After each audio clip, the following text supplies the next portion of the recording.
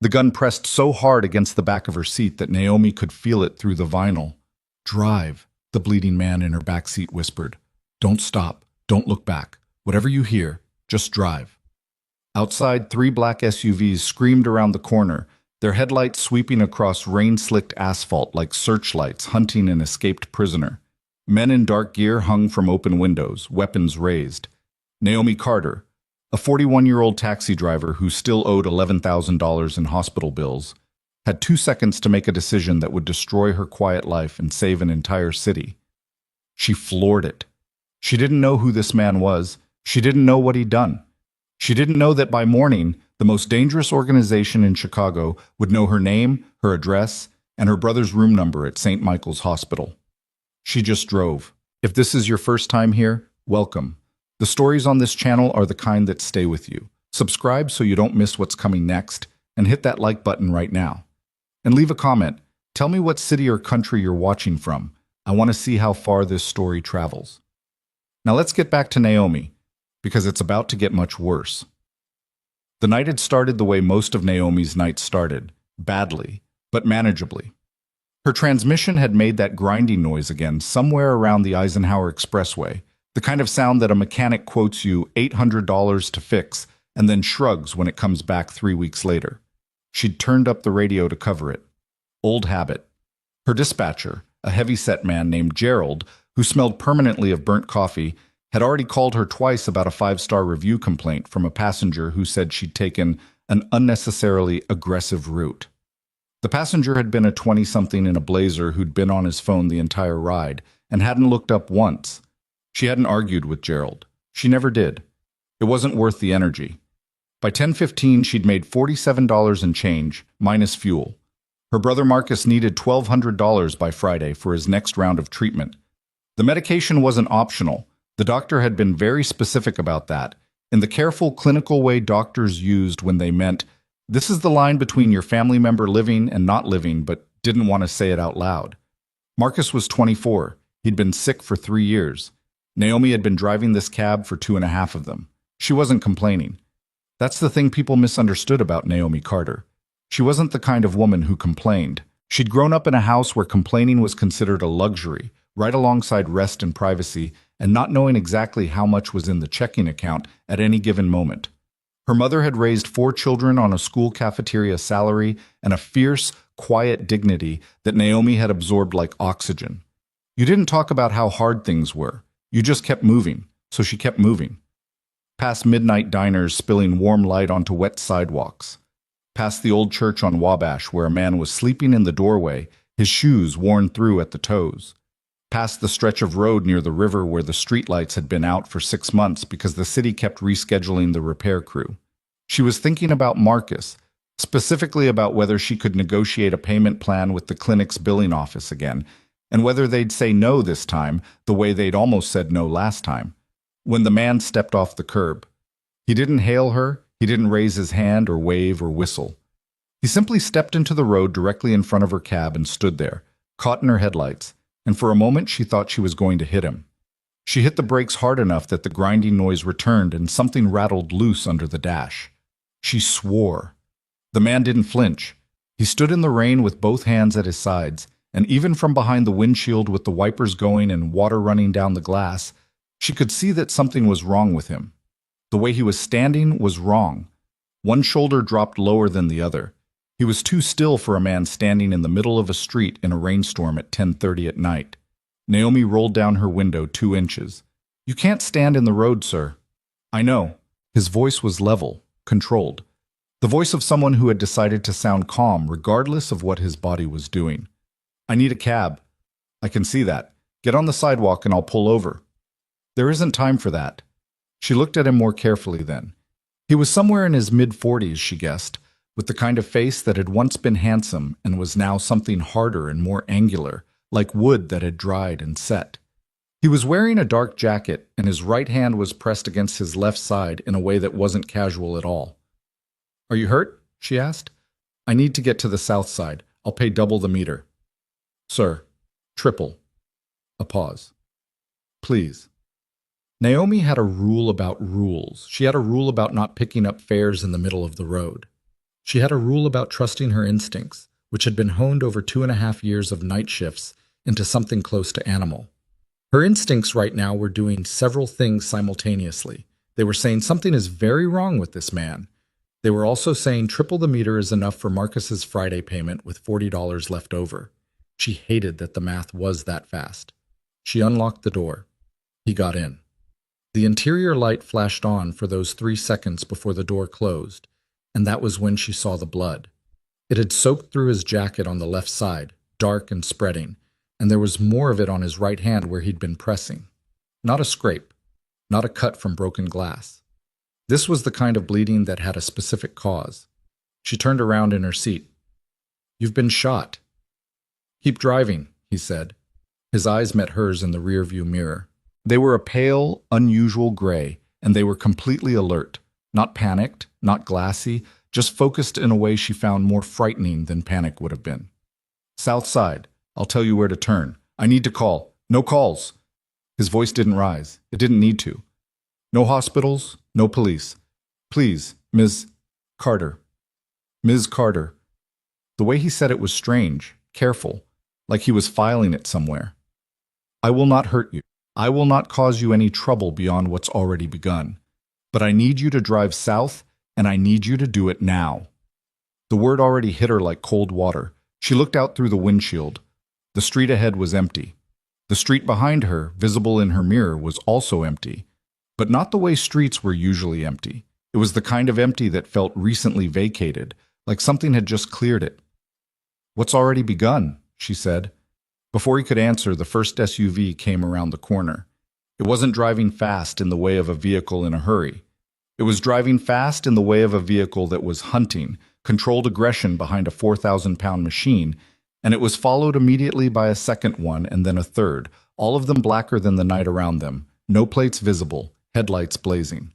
They weren't police. Naomi knew that without being told. She'd been pulled over enough times in this cab. Every black woman driving at odd hours in Chicago knew what a police vehicle looked like in her rearview mirror, felt like in her stomach. And this wasn't that. This was something different. This was something she'd never seen in person but recognized anyway, from some deep ancestral understanding of what it meant when powerful men decided another person needed to stop existing. "Ms. Carter," the man in her back seat said quietly. "Drive." She drove. She didn't floor it immediately. That was the instinct she overrode, the panic response. Punch the gas, go straight, go fast, be predictable. Instead, she cut left onto a side street so narrow that her mirrors nearly clipped both parked cars, killed her taxi light so the roof went dark. And then she slid into a right turn down an alley she'd used 100 times when traffic on the main road got bad during Cubs games. The alley smelled like rain and garbage and old asphalt, and she drove it at 35 miles per hour in the dark, which was about 20 miles per hour faster than was sane. Behind her, she heard brakes. One of the SUVs had tried to follow her into the side street and misjudged the width. She heard a crunch of impact, metal on brick, and then shouting. Not as many cars behind her now. "Left," the man said. "I know where I'm going." She did. That was the thing none of them could account for. She'd been driving these streets for 2.5 years at night. She knew which alleys connected to which service roads ran behind which buildings, which blocks had gates across them after 11, and which ones just looked like they did. This was her city, the way it was nobody else's city. She'd learned it from the inside of a cab, fare by fare, detour by detour, 3 in the morning by 3 in the morning. She came out of the alley onto a wider street, crossed it without stopping, and went down a ramp into the service level beneath a construction site that she knew had been open at both ends since they'd started the foundation work 3 months ago. Dark in there. Concrete pillars. Low ceiling. The sound of her engine bouncing back at her. She killed her lights. They sat in the dark and the sound of the rain was muffled and the man in her back seat was breathing in a controlled, deliberate way that told her he was in more pain than he was showing. 30 seconds. A minute. One of the SUVs drove slowly past on the street above. Its light swept the ramp entrance. Then it kept going. Naomi let out a breath she'd been holding without realizing it. "You drive like that often?" the man said from the back seat. His voice was different now. The absolute control had cracked, just slightly, at the edges.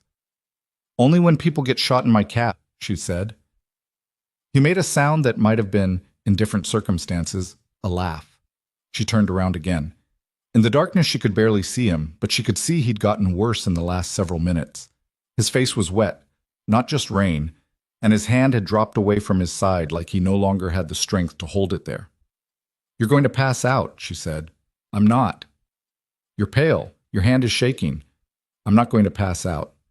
"I've seen people pass out. You look exactly like they look right before they do it." A long silence. "There's a compound," he said, "on the south side. I need to get there." "A compound?" "It's a medical facility, off-grid. It handles—" He stopped, collected himself. "Situations like mine." Naomi stared at him. "You have a personal emergency hospital." It's not personal. He seemed to find something faintly irritating about being asked to explain this. "Can we go?" "Give me the address." He gave her an address in a neighborhood she knew, near the stockyards, old industrial territory, the kind of place where buildings didn't have signs and businesses didn't advertise. She pulled out of the construction site carefully, ran dark for 2 blocks until she was sure the street was clear, then got her bearings and headed south. They drove for 12 minutes. She checked her mirrors every 15 seconds. She caught every green light between 23rd and 39th, which was either luck or the city finally doing one thing right. The man in her back seat said nothing for most of it. She heard him shift once, heard a sharp intake of breath, heard silence. "Still with me?" she said at a red light. "Still here," he said. "What's your name?" A pause. "Elias." She didn't believe it was his real name. She could hear that it wasn't, but she didn't push. "Okay, Elias," she said. "Who did that to you?" "It's complicated. I have time." "You don't, actually." His voice changed, a kind of warning in it that wasn't threatening, just serious. "The less you know, Ms. Carter, the better. Not because I don't. I understand that's frustrating, but knowing would make things dangerous for you. More dangerous." "More dangerous than I already am?" "Yes." She drove. They pulled onto an unmarked block near an old meatpacking building that looked derelict from the outside. Broken windows on the upper floors, weeds through the concrete, a fence that had been there long enough to rust through in 3 places. But the gate she'd been directed to was solid steel, new hinges, and it opened before she had fully stopped, swinging inward with electronic smoothness. 2 men were already outside in the rain. They moved to the cab with the efficiency of people who had done this before. Not panicked, not slow, just calibrated. They opened the back door, and one of them said something low to the man she'd been calling Elias, and he responded in a language she didn't recognize. They helped him out. He was heavier on his feet than she'd expected, or lighter, she wasn't sure which. He kept his hand pressed to his side again. At the gate, he stopped. He turned back to her cab. "Miss Carter." He reached into his jacket, the one with the blood on it, and his hand came out with something small. He walked back to her window, which she'd left down, and he set it on the frame. A coin. Silver, old, worn smooth in a way that suggested it had been handled 1,000 times. "For your trouble." She looked at the coin. "I didn't do it for payment." "I know," he said. "That's why." He went through the gate. The 2 men followed. The gate swung shut.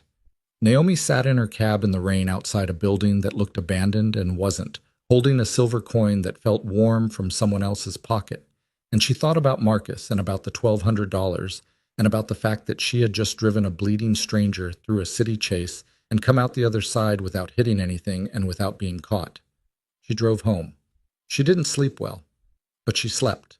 She woke to 3 missed calls from numbers she didn't recognize, a scratch along the side of her cab that she didn't remember getting, and the very specific feeling, the kind that settles into the chest before the mind catches up, that something in her life had just changed in a way she didn't yet have words for.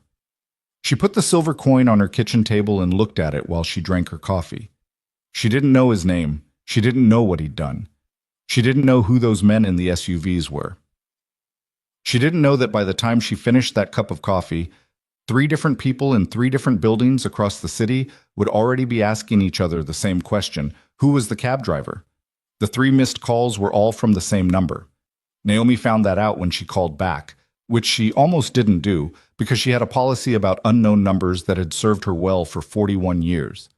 The policy was simple. If they wanted to reach her badly enough, they'd leave a message. None of these had left messages. But there was something about the pattern of the calls, 2 minutes apart, then 5 minutes apart, then nothing.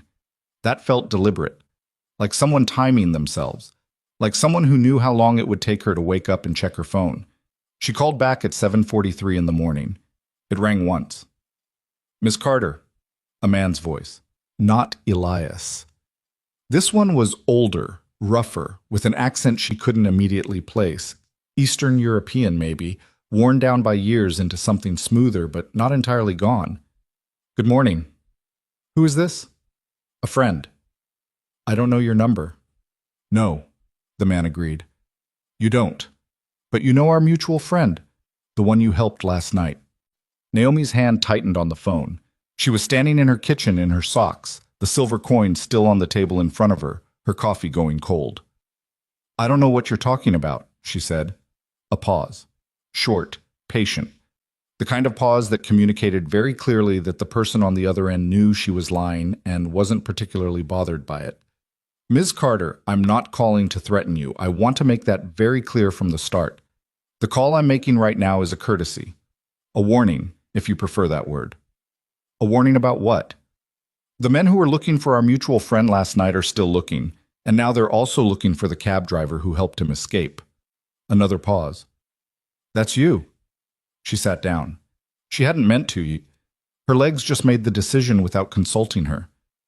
"I haven't done anything," she said. "You survived," the man said. "In certain circles, that counts as doing something." She didn't answer. "We would like to help you," he said. "Stay home today. Don't drive your cab. Don't call anyone about last night. We'll have people watching your building. Our people, not theirs. You'll be safe as long as you stay inside." "Stay inside," she repeated. "For how long? A few days? Perhaps less?" "I can't stay inside for a few days. I have—" She stopped. She didn't want to say Marcus's name. Some instinct, animal and immediate, told her not to give this voice anything it didn't already have. "I have obligations." "I understand that." "Do you?" "Ms. Carter." His voice softened, which was somehow worse than when it had been flat. "I understand more about your situation than you might expect. Please, stay home." He hung up. She sat at her kitchen table for a long time after that, looking at the coin and thinking about the way he'd said your situation. Not your circumstances or your case, but your situation. The way someone said it when they'd read a file on you. When they knew about the hospital bills. When they knew about Marcus. She called Gerald at dispatch. "I need the day," she said. Gerald breathed heavily into the phone. "Naomi, it's a Wednesday. I'm sick." "You don't sound sick." "Gerald, I need the day." He gave her the day, but not without making her listen to 3 minutes of commentary about reliability and customer ratings and the 5-star review situation. She let it wash over her. When he was done, she said, "Thank you, Gerald," and hung up, and then she went to her window and looked down at the street. The gray sedan was parked across from her building, engine running, exhaust rising in the cold morning air. It hadn't been there when she'd come home last night. There was another car at the far end of the block, darker, older, facing the other direction. She didn't know which was which. She stepped back from the window. Across town, in a building that wasn't on any city map because the original owners had persuaded the right people to lose the paperwork 20 years ago, Lucian Varga was awake and arguing. He'd been awake for 4 hours. The medical team had worked on him for most of the night. The bullet had punched through his side without hitting anything. It would have needed a week to destroy, which was the kind of luck that felt less like luck and more like borrowed time. They'd closed the wound and pumped him full of enough medication to make lesser men sleep for 2 days. Lucian had slept for 90 minutes, then opened his eyes and asked for a phone. The compound's head of security, a lean, expressionless man named Darius, who had been with the organization for 19 years and had the patience of a man who had survived everything by refusing to react to any of it quickly, had brought him a phone and then listened to what Lucian said into it, and then gently suggested that perhaps Lucian should rest. Lucian had told him, with equal gentleness, what he could do with that suggestion. Now Darius stood at the foot of the bed watching Lucian sit up, an act that clearly cost him something he wasn't admitting, and told him, for the third time, what they knew. The team that hit you was 6 men. We've identified 4 of them. 2 are from the Brecker family's known roster. 2 are freelancers out of Detroit with no established syndicate affiliation. Darius delivered this the way he delivered everything, without emphasis, like a man reading numbers from a ledger. The vehicle they used is registered to a holding company that traces back to a real estate firm in Rosemont. The real estate firm has 3 board members. 2 are ghosts. The third is a name you'll recognize. Tell me. Soren. Lucian said nothing. He was looking at the fixed point on the wall, and something was happening behind his eyes that Darius, who had known Lucian for 11 years, had only seen happen twice before. The last time was when they'd discovered what happened to Keller. The time before that, Lucian had not slept for 60 hours, and by the end of it, 2 people who had been problems had stopped being problems. Victor, Lucian said, not a question. The firm is buried under 4 layers, but yes, his signature is on the original incorporation. When was it incorporated? 8 months ago. 8 months. Lucian let that number sit in him for a moment. Let it settle into everything else he knew. The odd intelligence failures of the last year. The contract in the Eastern Corridor that had gone wrong for reasons no one had adequately explained. The 3 separate occasions when shipments had been interdicted by people who should not have known the routes. 8 months. Victor had been building this for 8 months, minimum, which meant he'd been thinking about it for longer. He framed the Breckers, Lucian said. That's what it looks like. Adrian thinks they ordered the hit. As of this morning, yes. Lucian swung his legs over the side of the bed. Darius moved to stop him, thought better of it, and instead just positioned himself close enough to catch him if gravity made its argument. I need to speak to Adrian, Lucian said. I know where Adrian is. Get him on the phone. Lucian. This was the most emphatic Darius ever got with him. Just the name, just that flat particular emphasis. Victor has Adrian's ear right now. He's been with him since last night. If you call in and Victor is in the room, then Victor knows I'm alive. Which Victor currently doesn't know. Which means you have maybe 12 hours of advantage before he figures out the cab driver delivered me somewhere instead of a morgue. Lucian was on his feet now, which took visible effort and resulted in a color change in his face that Darius didn't comment on. Which means the cab driver is already a target. We have people on her building. Who does she think they are? A pause.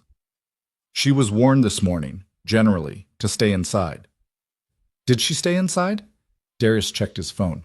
He actually hesitated, which for him was the equivalent of someone else wincing. She went to the hospital, St. Michael's. She took the 31 bus. She's been there for 40 minutes. Lucian stared at him. She has a brother who, I know about the brother. Lucian found his jacket. It was not his jacket. His jacket was evidence of several crimes. It was a jacket that had been provided, dark gray, 2 sizes close enough. He put it on slowly. She went to the hospital when I specifically told her. He stopped. I didn't specifically tell her. I told her to stay home generally. She was told by phone this morning. And she went anyway. She went anyway. Lucian breathed out through his nose. He was thinking about a woman he'd seen for approximately 45 seconds in a rear-view mirror, rain on the glass, her face lit by the green of a traffic light she'd rolled through at 40 miles per hour without blinking. He'd read people his entire adult life. It was, in the most literal sense, how he'd stayed alive. And what he'd read in Naomi Carter's face was not recklessness. It was calculation. The kind of calculation that happened fast and wasn't sentimental, but also, he now understood, was not going to be redirected by a phone call from a stranger telling her to stay home when her brother was in the hospital. Pull the team back from her building, he said. Darius looked at him. She's not at her building. Put 2 people on the hospital. Plain clothes. Don't approach her. Don't speak to her. Just make sure nobody else does either. And you? I need to make a call. He needed to make a call that could not be traced, to a number that technically didn't exist, to the one person in Adrian Moretti's organization who Lucian trusted completely and who would, right now, be sitting in a building where Victor Soren was also sitting, managing the narrative of what had happened last night with the particular elegant expertise that had made Victor so valuable to Adrian for so many years, and so dangerous to everyone else. Her name was Wren. She handled communications and had for 12 years. She was 53 years old and she had a face that people systematically underestimated, which had made her extraordinarily good at her job and very patient about the underestimating. Lucian sent her a text, 4 words, to a number that rotated every 48 hours. Still breathing. Don't react. He waited. 3 minutes passed. Her response was 2 characters. 3. 3 hours. She'd find a way to speak to him privately in 3 hours. He looked at his watch and set a countdown, and then he sat back down on the edge of the bed because standing was taking more out of him than he'd admitted. Darius watched all of this without expression. "You should eat something," Darius said. "I'm not hungry." "That's medically irrelevant." Lucian looked up at him. "The doctor was very specific," Darius said, in the tone of a man who was going to win this particular argument by being more tedious than his opponent had energy to combat. Lucian ate something. It was eggs, and it was tasteless, and he ate half of it standing at a counter, thinking about Victor Soren's 8-month-old holding company and the 4-layer paper trail that someone had expected no one would ever follow, and he thought about how long he had known Victor, and how the length of time you'd known someone could sit in your chest like a stone once trust in them was gone. Victor had joined Adrian's organization 14 years ago. He and Lucian had not been friends. Neither of them were built for friendship in the conventional sense, but they had been something more functional than that. They had been reliable to each other. They had covered each other's angles in situations where the angles needed covering. Once, in a hotel in Montreal, Victor had stepped between Lucian and a man who'd already raised his weapon, and the result of that moment had left Victor with a scar across his left palm that he sometimes rubbed without appearing to notice he was doing it. And for 8 months, Victor had been building the architecture of Lucian's murder. He put down the fork. Across the city, at St. Michael's Hospital, Naomi was sitting in a plastic chair outside her brother's room, watching a nurse she didn't recognize check something on a tablet and then leave. Marcus was asleep. The morning's treatment had knocked him sideways, as it always did. He'd be out until at least 1 in the afternoon, and then he'd wake up slowly and be confused for 20 minutes, and then he'd see her and his face would do the thing it did, that involuntary softening that had been there since he was 4 years old, and she was 17 and had been responsible for him in ways that their mother had trusted her with silently, without ceremony. She was not thinking about last night. She was refusing to think about last night by thinking extremely hard about Marcus's medication schedule and the hospital billing department, and whether she could get someone to look at her cab's transmission before Friday. The man who sat down next to her was wearing a visitor's badge and holding a coffee cup, and he had the specific demeanor of someone who had chosen a seat very deliberately but wanted to look like he hadn't. "Ms. Carter," he said, low, without looking at her. "Don't turn toward me." She turned toward him. He was mid-40s, compact, with a haircut that was too precise for a casual hospital visitor. His eyes were fixed on the middle distance in the way of someone trained to look like they weren't paying attention while paying complete attention. "I told you not to. I don't follow instructions from people who don't tell me who they are," she said. Her voice was quiet. The hallway was quiet. "So either tell me who you are, or I'm going to call the nurse." He looked at her then. Brief. Assessing. "My name is Reyes," he said. "I work for the man you brought in last night." "I brought in a bleeding stranger," she said. "I don't know anything about—" "Ms. Carter." He wasn't impatient. It was something more concerning than impatient. He was urgent in a contained way, the urgency of someone who'd been told to be calm and was finding it effortful. "There are 2 men in this building who don't work for us. They came in through the east entrance 18 minutes ago, and they've been moving floor to floor in a pattern that's not visiting and not medical." She felt the back of her neck go cold. "They're looking for you," Reyes said, "or they're looking for leverage. Either way, your brother's room isn't somewhere you want to be in the next 10 minutes. I'm not leaving my brother. You staying is what makes him a target." He said it flat. No cushion on it, no softening, just the words and what they meant. If you're here, they use him to get to you. If you're not here, he's just a patient. Her voice cracked, just slightly, on the word patient. She controlled it. "He doesn't know anything. He's sick. He's 24 years old. He doesn't—" "I know," Reyes said. "I know that. And the men on the 4th floor right now probably know that too, but that's not how this works." She looked at her brother through the window in the door. He was on his side, his face slack in sleep, the IV line running from his arm to the stand beside the bed, his hand open on the pillow the way it had been when he was a little kid. She used to check on him at night when they were growing up, open his door quietly, and that's what she'd see, his hand open on the pillow. "If I leave," she said, "he'll be protected? We have someone on this floor." "That's not what I asked." Reyes met her eyes. "Yes," he said, "he'll be protected." She believed him.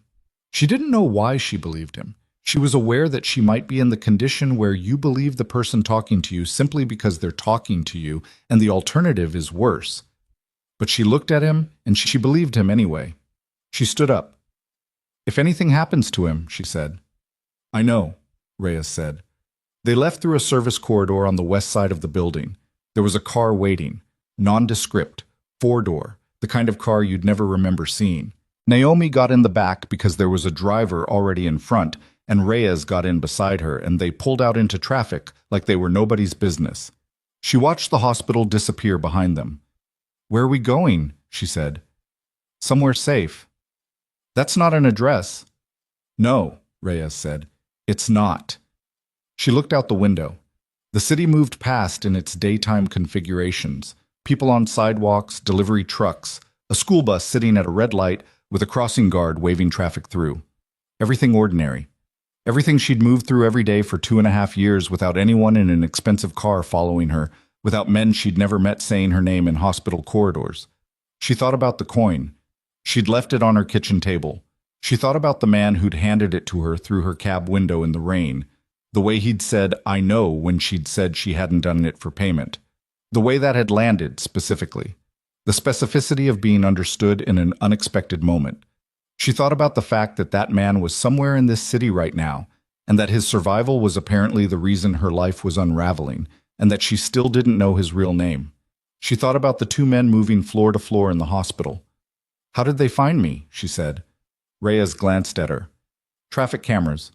Your cab is licensed, your photo's on file. So they know everything. They know your name, your address, your vehicle registration, and your employment." He paused. "And they know about your brother." She'd known that last part was coming. It didn't make it easier to hear. "What do they want?" "They want to know what you know, and they want to make sure you can't tell anyone." She absorbed that. "Are you going to tell me what it is?" He seemed to consider whether that was a good idea with the same seriousness one considered structural decisions. "Lucian," he said. "Lucian." She pulled out the chair across the table from him and sat down without being invited to. "Okay, Lucian, I just left my brother alone in a hospital because your people told me two men were moving through it floor by floor looking for me. My cab is probably being watched. I don't know if my apartment is safe, and I have no idea who you are or what you're involved in or why any of this is happening." She put her hands flat on the table. "So I'm going to need you to stop being careful and start being honest." The people in the room were very still. Lucian looked at her. Something moved behind his eyes. Not surprise exactly. More like a form of recognition. "Close the door," he said to Reyes. Reyes closed the door. Lucian looked back at Naomi. "What I'm about to tell you," he said, "you can't unknow." "I already can't unknow it," she said. "Two men in a hospital, remember?" He was quiet for one moment, then he nodded, and he told her. Not everything. She understood later that it wasn't everything.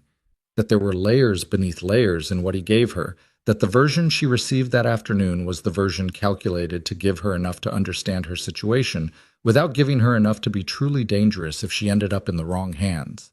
But it was more than she'd expected, and it was delivered without the condescension she'd braced for, without the pauses for reassurance or the softened language.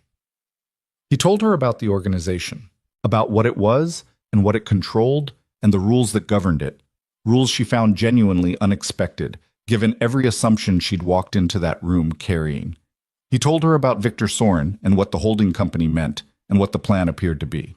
He told her that the Brecker family, who were currently being blamed for the attempt on his life, had almost certainly nothing to do with it, which meant the war that was being carefully constructed between two of the most heavily armed networks in the Midwest was being built on a lie. He told her that without his testimony, delivered in person, to the man at the top of his organization, the lie would probably hold. And he told her that the men who'd tried to kill him last night had already identified her cab, that her face had been circulated, that staying invisible was no longer an option. She listened to all of it without interrupting. When he was done, the room was very quiet. So, she said, they're going to start a war. Yes. And people are going to die. Civilians, mostly. The organizations prefer each other's property and logistics, but when the pressure gets high enough, he didn't finish it. He didn't need to. She thought about the school bus she'd seen at the red light, the crossing guard waving traffic through. You need to get to your boss, she said. Yes. Without Victor knowing you're alive first. Yes. And you need to do it before they manage to... She stopped, looked at him. How long do we have? Reyes answered from across the room. 18 hours. Maybe 20. She looked at the table. She looked at her hands. Then she looked up at Lucian and she said the thing that later, much later, in the particular quiet that comes after the worst of it is over, she would identify as the moment the last door closed behind her, and the choice became something other than a choice. I still have my cab, she said. The room went very quiet in a different way than before. Lucian looked at her with those gray eyes that had been watching her since before she came through the door, and she saw in them something that was not quite relief and not quite calculation, but some compound of the two that only made sense in a world where those things were the same. Ms. Carter, he said carefully, what I'm about to ask you is not something I ask lightly. I know, she said. You'd be driving into... I know what I'd be driving into. She said it without heat, plain. I've been driving this city for 2.5 years. I know every alley, every construction bypass, every camera blind spot between here and the North Shore. They're looking for a woman hiding. She leaned forward slightly. They're not looking for a cab driver doing her job. The silence stretched. Then, from the corner of the room, the woman she hadn't heard speak yet said very quietly, She's not wrong. Lucian said nothing for a long moment. He looked at Naomi with an expression that was, she thought, the closest thing to helplessness she was likely to ever see on a face like his. Then he said, There's something you need to understand about the man we're going to see. Tell me. He will ask you why you helped me, Lucian said. When I was bleeding in your cab and the answer was to drive away and pretend you never saw me, he will want to know why you didn't. She thought about it for exactly as long as it deserved. Because there was a person in my cab who was hurt, she said. That's it. That's the whole answer. Lucian looked at her for a long, measuring moment. Outside, somewhere in the middle distance, a siren rose and faded, and the city went on being the city, enormous and indifferent and full of people who had no idea what was moving through it tonight. All right, Lucian said. And the door, the last one, closed. The plan was simple enough that Naomi almost trusted it. She would drive. That was the core of it. Everything else was scaffolding built around the one thing she already knew how to do. Lucian would be in the back seat, out of sight, lying flat across the seat, the way a man with a bullet wound and enough discipline could hold himself still for extended periods. Reyes would follow 2 blocks back in a second vehicle. The route would take them through 6 specific checkpoints, intersections where members of Adrian's loyal network would be watching, confirming the cab's passage, relaying position to a woman named Rennie, who was somewhere inside the building where Adrian Moretti was currently being told, by Victor Sorin, a very detailed and very convincing version of the previous night's events that had no Naomi Carter in it and no surviving Lucian. The plan required 32 minutes of clean driving. They had the city mapped. They had the cameras plotted. They had 4 people who knew the route and 3 who didn't in case any of those 4 were compromised. Darius had done this planning the way he did everything, with the systematic patience of a man who had once spent 11 hours in a drainage culvert waiting for a signal that never came and had used the time productively. Naomi had listened to the plan and asked 2 questions.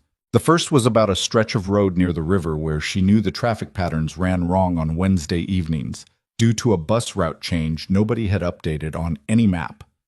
Reyes had looked at Darius, and Darius had adjusted the route without comment. The second question was about what happened if they hit the checkpoint at Wacker in Michigan and the contact wasn't there. Lucian had answered that one himself. Drive through, he'd said. Don't slow down. Don't look. She'd nodded. They'd given her an earpiece. Small, skin-toned, the kind she'd seen in movies and assumed were larger in real life. It sat in her left ear and carried Darius's voice at a low, even frequency that she could hear without moving her head.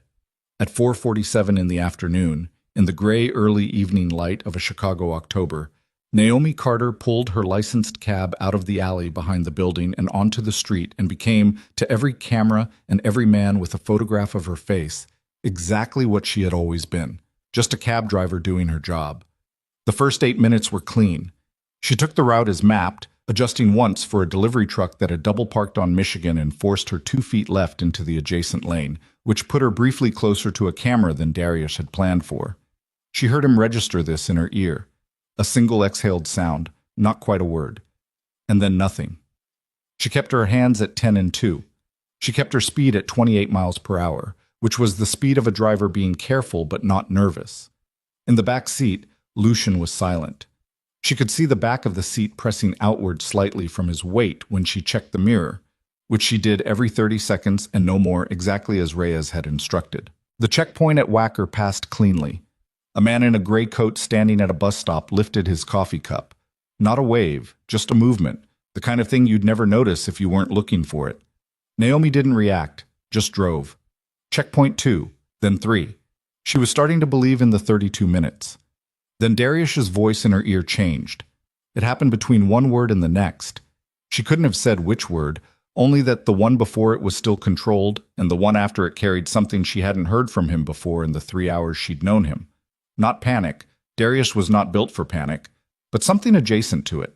Something that was what remained when a man who had prepared for every contingency encountered one he hadn't. "Stop the car," he said. She was on a one-way street. "I can't stop here, there's no—" "Pull to the right. Now." She pulled right. The cab lurched slightly onto the bus lane, which was empty at this hour, and she stopped with the engine running and her hand still on the wheel and her heart doing something she was going to ignore. "What's happening?" she said low. "Rennie is offline." A beat of silence. From the back seat, Lucian's voice. "Say that again." "Rennie has gone offline. Her last transmission was 9 minutes ago. She confirmed your position at checkpoint 2 and then nothing." Naomi heard Lucian move in the back seat, a careful movement, the sound of a man repositioning himself who was paying for every inch of it. "Options," Lucian said. "We abort, get you out of the cab, secondary vehicle picks you up." "No." "Lucian, if Rennie is offline, Victor knows I'm alive. If Victor knows I'm alive, he has Adrian's security detail locked down inside that building right now, spinning some version of events that makes my walking in the front door look like a threat. If we abort, I don't get another window. Not tonight, not tomorrow. The war starts, and it starts on his timeline." A pause. She heard his breathing from the back seat, controlled but effortful. "How far are we from the building?" 11 minutes, Naomi said. She'd calculated it without being asked, old habit. "Can we still reach the building?" "The route is compromised," Darius said. "If Rennie was taken, they have everything she knew. They know the checkpoints, they know the timing. Do they know the cab?"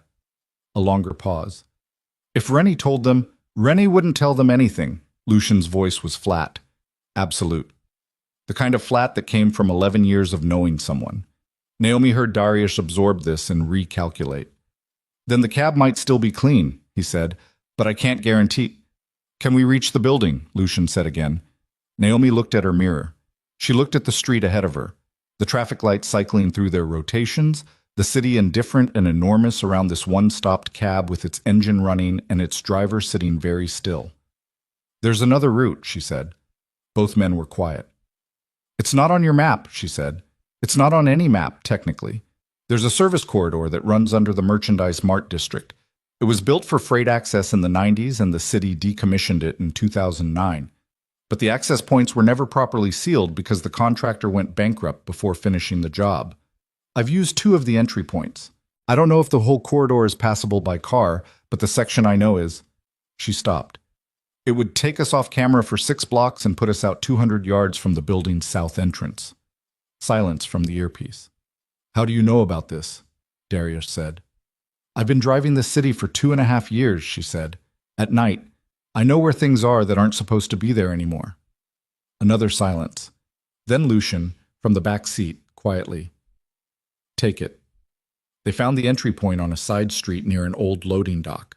A steel door set in a concrete wall, padlocked, which Reyes, who had pulled up alongside them after they'd been stopped for 4 minutes, dealt with in a way that Naomi didn't watch. The corridor beyond was low-ceilinged and dark and smelled like standing water and 30 years of compressed air, and the cab barely fit.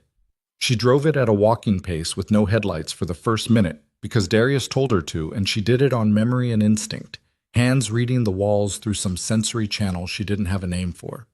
She came out on the far side, and there it was, the south entrance of a building she'd only seen in the background of other things. The kind of building that was simply part of the city's architecture until suddenly it wasn't background anymore, until it was specifically and urgently the destination. 60 seconds, Darius said in her ear. She pulled to the curb. That was when the second car came around the corner. Not a SUV this time. A town car, black, moving deliberately, and it stopped 15 feet ahead of her, and two men got out of the back, and they were not rushing because they didn't need to rush. They had the street. They had the angle. One of them was holding something at his side that he wasn't hiding, specifically. Naomi's hands tightened on the wheel. From behind her, Lucian said, "Don't move." She hadn't moved. The man from the town car's passenger side walked toward her cab. He was tall, broad, wearing a suit that was too good for what he was doing in it, and he had a face she didn't know but a walk she recognized. The walk of someone who had already decided how this ended. He tapped on her window. She didn't roll it down. He tapped again. His expression was patient the way a machine was patient. "Roll it down," he said. Not loud. He didn't need to be loud. Naomi looked straight ahead. Her foot was on the brake. The engine was running. She was doing the math, the angle, the distance, the second man who was still beside the town car covering the right side. The cab could take the left. Not cleanly, not without consequences, but it could take it. From the back seat, "Naomi." Lucian's voice was low, close to the back of her headrest. "Don't. There's a third one. Building entrance, 12 o'clock, dressed like a doorman. If you move toward him." She looked. There was a man in a dark uniform standing at the south entrance with his hands behind his back and his eyes on the cab. 3 positions. Left blocked by the town car, right blocked by the second man, center blocked by the entrance. The man at her window tapped a third time. "Open the window, Ms. Carter. Let's not make this harder than it has to be." He knew her name. That landed differently than it should have. She'd known they knew her name. Reyes had told her that, the cameras, the registration, the photograph. She'd known it intellectually. Hearing it from a man outside her cab window on the street, 60 seconds from where they needed to be, was something other than intellectual. She rolled down the window 2 inches. "Step out of the vehicle," the man said. His eyes moved past her to the back seat, and she watched him see what was in it, watched his expression not change at all, which was somehow more frightening than any expression would have been. "Both of you." From the Darius's voice, "Reyes is 40 seconds out." 40 seconds. "We need a minute," she said to the man at her window. "You have about 30 seconds, he said. "For what?" "Before I stop asking." She heard Lucian shift in the back seat, heard the careful movement of a man making a decision about what he was able to do and what he wasn't, given what his body was currently capable of. She heard him make the calculation, and she heard, in the slight change of his breathing, the result of it. "Get out of the car," Lucian said. To her, not to the man outside. "What?" "Get out. Walk toward the entrance." "There's a man at the entrance." "I know who he is," Lucian said. And something in his voice was different, changed. The controlled, calibrated thing she'd been hearing for hours had a crack in it now, a different quality beneath it, the sound of a man who had just understood something. "His name is Pharaoh. He worked for me. 18 months ago." A pause. "He left his organization under circumstances that were not. He has a reason to be here that isn't Victor Soren." The man outside the window, not Pharaoh, the other one, the one she didn't have a name for, was watching this exchange with his arms at his sides. "Out of the car," he said again. Naomi opened the door. She got out slowly, hands visible, and the cold air hit her, and she was aware, with the precise bodily awareness of someone who had been in enough bad situations to know this one was worse than most, that she was standing in the open on a city street with 3 armed men at 3 points of a triangle, and Reyes was still 30 seconds away. The man gestured her toward the town car. Not the entrance. The car. "Not the building?" she said. "Not the building," he confirmed. She didn't move. I said, I heard you. She looked at him. She had found, in the hours since this had begun, that she had a capacity for stillness in high-stress moments that she hadn't known she possessed. Not calmness. She wasn't calm. Her heart was going at a rate that would concern any cardiologist. But stillness. The ability to hold the body quiet while the mind ran at full speed. I'm trying to understand what this is. It's a conversation, the man said. Where? Somewhere private. Somewhere private, she repeated. That's not Ms. Carter. A new voice. From the direction of the entrance. She turned. The man in the doorman's uniform had moved. He was walking toward her now, and as he got closer, she could see that the uniform was not a uniform, or rather, it was, but it was sitting on him the way clothes sit on a person who is wearing them for cover and is not actually employed in any doorman capacity. He was older than the others. 60, maybe, with silver hair cut close and the posture of a man who had once been very physically imposing and still carried the memory of it in the way he held himself. He stopped 6 feet from her. I'm Pharaoh, he said. She looked at him. I know. Something shifted in his face. Brief. Lucian told you. Just the name. Pharaoh looked at the cab. He's in worse shape than I expected. He's in the shape he's in, she said. What do you want? Pharaoh looked back at her. His eyes were the color of old concrete, and they did a rapid, comprehensive assessment of her that she felt more than saw. I want you to come with me, he said. Not to a private location, into the building. He glanced at the man who'd been at her window. Change of plan. Stand down. The man's jaw tightened. Pharaoh, the instruction has changed. A beat of resistance. Then the man stepped back. Naomi was aware she was watching something happen that she didn't entirely understand. A negotiation between two authorities, one of which had just overridden the other for a reason she hadn't been given. She filed it. Later. And Lucian? She said. Lucian comes in the back, Pharaoh said. There's an access route from the parking structure that doesn't go through the lobby. I've had it cleared. He paused. I need 5 minutes with you first, before he gets to Adrian. Why? Pharaoh looked at her steadily. Because what Victor has told Adrian about last night is convincing. And Victor has been with this organization for 14 years, and Lucian has been with it for 11, and Adrian is a man who trusts time over almost everything else. He let that settle. You are the only person in this situation who has no history, no agenda, and no record that Victor can point to. You're a cab driver who picked up a bleeding man and drove. His voice was even. Adrian will listen to you in a way he might not listen to Lucian. Not because he doubts Lucian, because Victor has spent 12 hours making sure he does. Naomi stood on the street and felt the weight of this information redistribute itself across everything she thought she'd understood about the last 18 hours. Victor had gotten there first.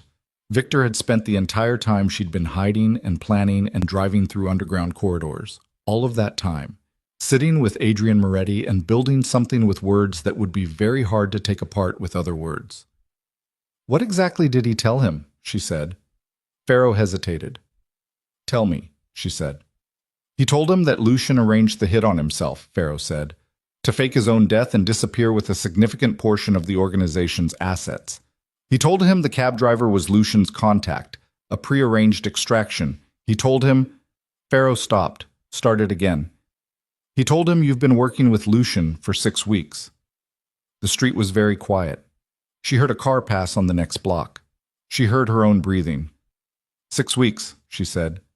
Yes. I met him last night, she said. In my cab. I'd never seen him before in my life. I know that. He was bleeding on my back seat. I know. I almost didn't let him in. Her voice was steady. She was surprised it was steady. I let him in because... She stopped. Because the math was $47 and change, and Marcus needed $1,200 by Friday. She wasn't going to say that to a man she'd known for 3 minutes. I let him in because he was hurt. That's all. That's the entire story. Pharaoh nodded slowly. Adrian doesn't know that story yet, he said. Victor's version is the only version he has. And in Victor's version, everything you just described, a woman who helped a bleeding stranger, no history, no agenda, doesn't exist. In Victor's version, you're a professional. She looked at him. So what do I do? She said. You come inside, Pharaoh said, and you tell Adrian exactly what you just told me, in that same voice, with that same look on your face. He paused. Because that look is the thing Victor can't manufacture. She turned back toward the cab. Lucian was out of it now. She didn't know when that had happened. Standing by the rear door with one hand on the roof for balance, Reyes just arrived at his elbow. He was looking at her across the distance of the street, and the gray eyes were doing their precise reading of the situation. Pharaoh wants me to go in first, she called to him. Lucian looked at Pharaoh for a long moment. I know, he said. You knew he was here? I suspected. His voice was strained in a new way. Pharaoh, you were supposed to be out. I was out, Pharaoh said, and then I heard about last night and I came back in. He met Lucian's eyes, and something passed between them that Naomi didn't have the history to decode. I'm not doing it for you. I'm doing it because if Victor takes this organization, there are 50 people in it who don't deserve what comes next. Lucian didn't answer. He was pale in a way that the open air was making worse, and Reyes had his hand on his arm now, in a way that was not casual. Go, Lucian said to Naomi. Go with Pharaoh. Say what you saw. Say exactly what you saw, in the order you saw it, and don't add anything. And you? I'll be right behind you. He said it the way people said things when they weren't sure they were true but needed them to be. She turned back to Pharaoh. 5 minutes, she said. 5 minutes, he confirmed. They went through the entrance. The inside of the building was not what she'd expected, though she hadn't known what to expect. Clean lines, muted light, the kind of interior that communicated controlled power without the vulgarity of displaying it. There were people in the lobby who looked to a casual eye like administrative staff.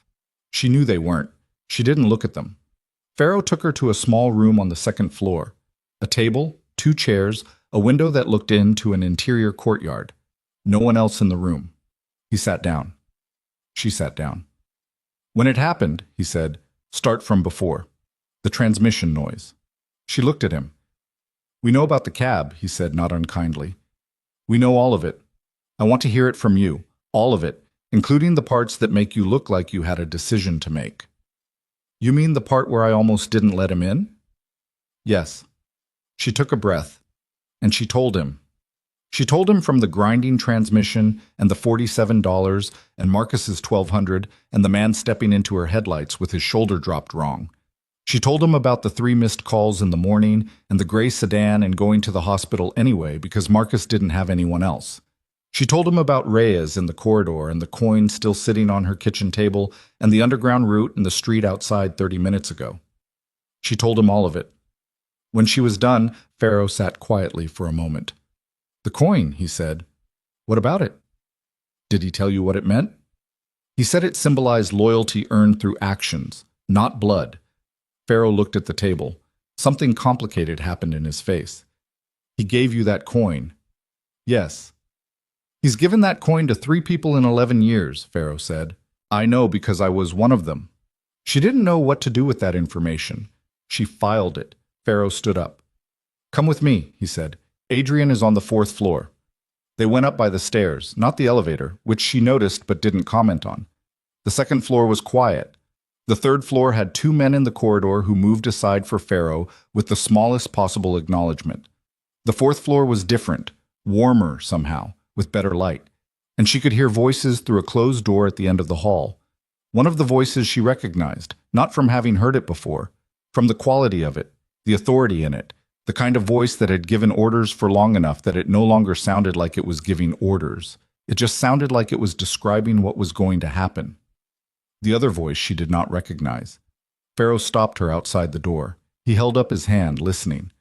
Then the second voice said something that made his expression shift. Slight, controlled, but there. What? She said. Victor, Pharaoh said quietly. He's in there. You said 5 minutes. I know. His jaw was set. I wasn't supposed to still be in there. They stood in the corridor and she could hear Victor Soren's voice through the door. Measured, assured, the voice of a man who was in the middle of completing something he had been building for a long time and could feel the end of it approaching. She couldn't hear the words. She didn't need the words. She looked at Pharaoh. If we go in now, she said, Victor's version is the only version in that room, Pharaoh said. If we go in now, before I've had a chance to prepare, Adrian. He stopped, looked at the door. He'll see us coming and he'll use you. He'll make you the proof of his story. A woman with no connection to this world, walking involuntarily. It'll look like exactly what he said you were. She felt the trap close. She felt it close around all of them. Lucian downstairs getting worse by the minute. Ren, who had gone offline and whose silence meant something she didn't want to think about too directly. The checkpoints that had been burned, the route that was compromised, the 32 minutes that had never happened. Victor Soren had been building this for 8 months. He had thought about every approach, every counter, every surviving witness, and what to do with them. He had thought about Lucian. He had thought about Pharaoh, apparently well enough to have had men positioned outside the building. He had thought about a cab driver before the cab driver existed, had pre-built the story of her involvement so carefully that her showing up to deny it would look like confirmation. He had thought about everything, except possibly one thing. She looked at the door. She looked at the handle. Don't, Pharaoh said. He doesn't know what I look like, she said. He has a description and a photograph from a traffic camera. He's never seen me in person. Naomi. He knows I'm an extraction contact. He knows I've been working with Lucian for 6 weeks. He knows I'm a professional. She looked at Pharaoh steadily. He does not know that I'm a 41-year-old cab driver who is here because she let a bleeding man into her car, because she couldn't afford not to, and then couldn't leave when people started getting hurt. Pharaoh stared at her. The look you said Adrian would see, she said. Victor hasn't seen it yet. The corridor was very still. She put her hand on the door handle. Naomi. Pharaoh's voice was low, urgent. If this goes wrong, then it goes wrong, she said. But it's already going wrong. Lucian is getting worse downstairs, Rennie is offline, and Victor Soren is in that room right now finishing the story. So what exactly are we waiting for? Pharaoh looked at her for a long moment with those concrete-colored eyes. Then he stepped aside. She opened the door. The room was large, simply furnished, with high windows that showed the city going gray toward evening outside. 2 men sat at opposite ends of a long table, one with his back to the door, one facing it. The one facing it was in his 60s, silver-haired, with the kind of face that had absorbed a great deal of the world's difficulty without losing its precision. He looked up when the door opened. The one with his back to her turned. Victor Soren was not what she'd expected. He was compact and well-dressed, and his face was the kind of face that inspired confidence easily, the face of someone who was very good at seeming reasonable. He turned, and he saw her, and for one fraction of a second, barely there, barely visible, something in his eyes did the thing that a person's eyes did when they encountered something they had not planned for. She held his gaze. She did not look like a professional. She looked like a cab driver in a jacket that was slightly too thin for October, with ink on her left hand from the pen she'd grabbed at the hospital to sign a form and not washed off, with the specific tired but awake look of a woman who had been going since 10:30 the previous night on 2 hours of sleep and pure adrenaline. She looked exactly like what she was. The man at the far end of the table, Adrian Moretti, looked at her with the focused attention of someone who had spent decades reading rooms and was currently reading this one. "Who are you?" he said. She opened her mouth. And before she could speak, Victor Soren said very smoothly, very quickly, with the reflexive grace of someone changing a narrative mid-sentence, "This is exactly who I told you about, Adrian. She's with Lucian." The room balanced on the edge of something. Naomi looked at Adrian Moretti, not at Victor, not at the door, not at Pharaoh behind her. "My name is Naomi Carter," she said. "I drive a cab. 2 nights ago I made $47 and change on my shift, and I almost didn't make it home because my transmission is grinding. My brother is in St. Michael's Hospital on the 4th floor, room 412, and he needs $1,200 by Friday for medication that is not optional." She didn't raise her voice. She didn't need to. "Last night a man stepped in front of my cab in the rain, and he was bleeding, and I let him in because the math worked out, and because I could not leave a hurt person on the street. That is the entire story. There is no other version." The room was absolutely silent. Victor Soren was very still. Adrian Moretti looked at her for a long time. Then he looked at Victor. And the expression on his face was not anger. It was something quieter and more final than anger. The expression of a man who has just watched a story he had believed take on a specific crack at its foundation and understood, with the certainty of long experience, that the crack went all the way through. Victor saw it too. His hand moved toward his jacket, and the room stopped being quiet in a way that had nothing to do with words. Victor's hand moved 2 inches before it stopped. It stopped because the door behind Naomi opened, and Reyes came through it, and behind Reyes came Lucian, and the fact of Lucian standing upright in that doorway, pale, jaw set, one hand pressed against his side, and the other empty and visible, did something to the air in the room that no weapon could have replicated. It displaced something.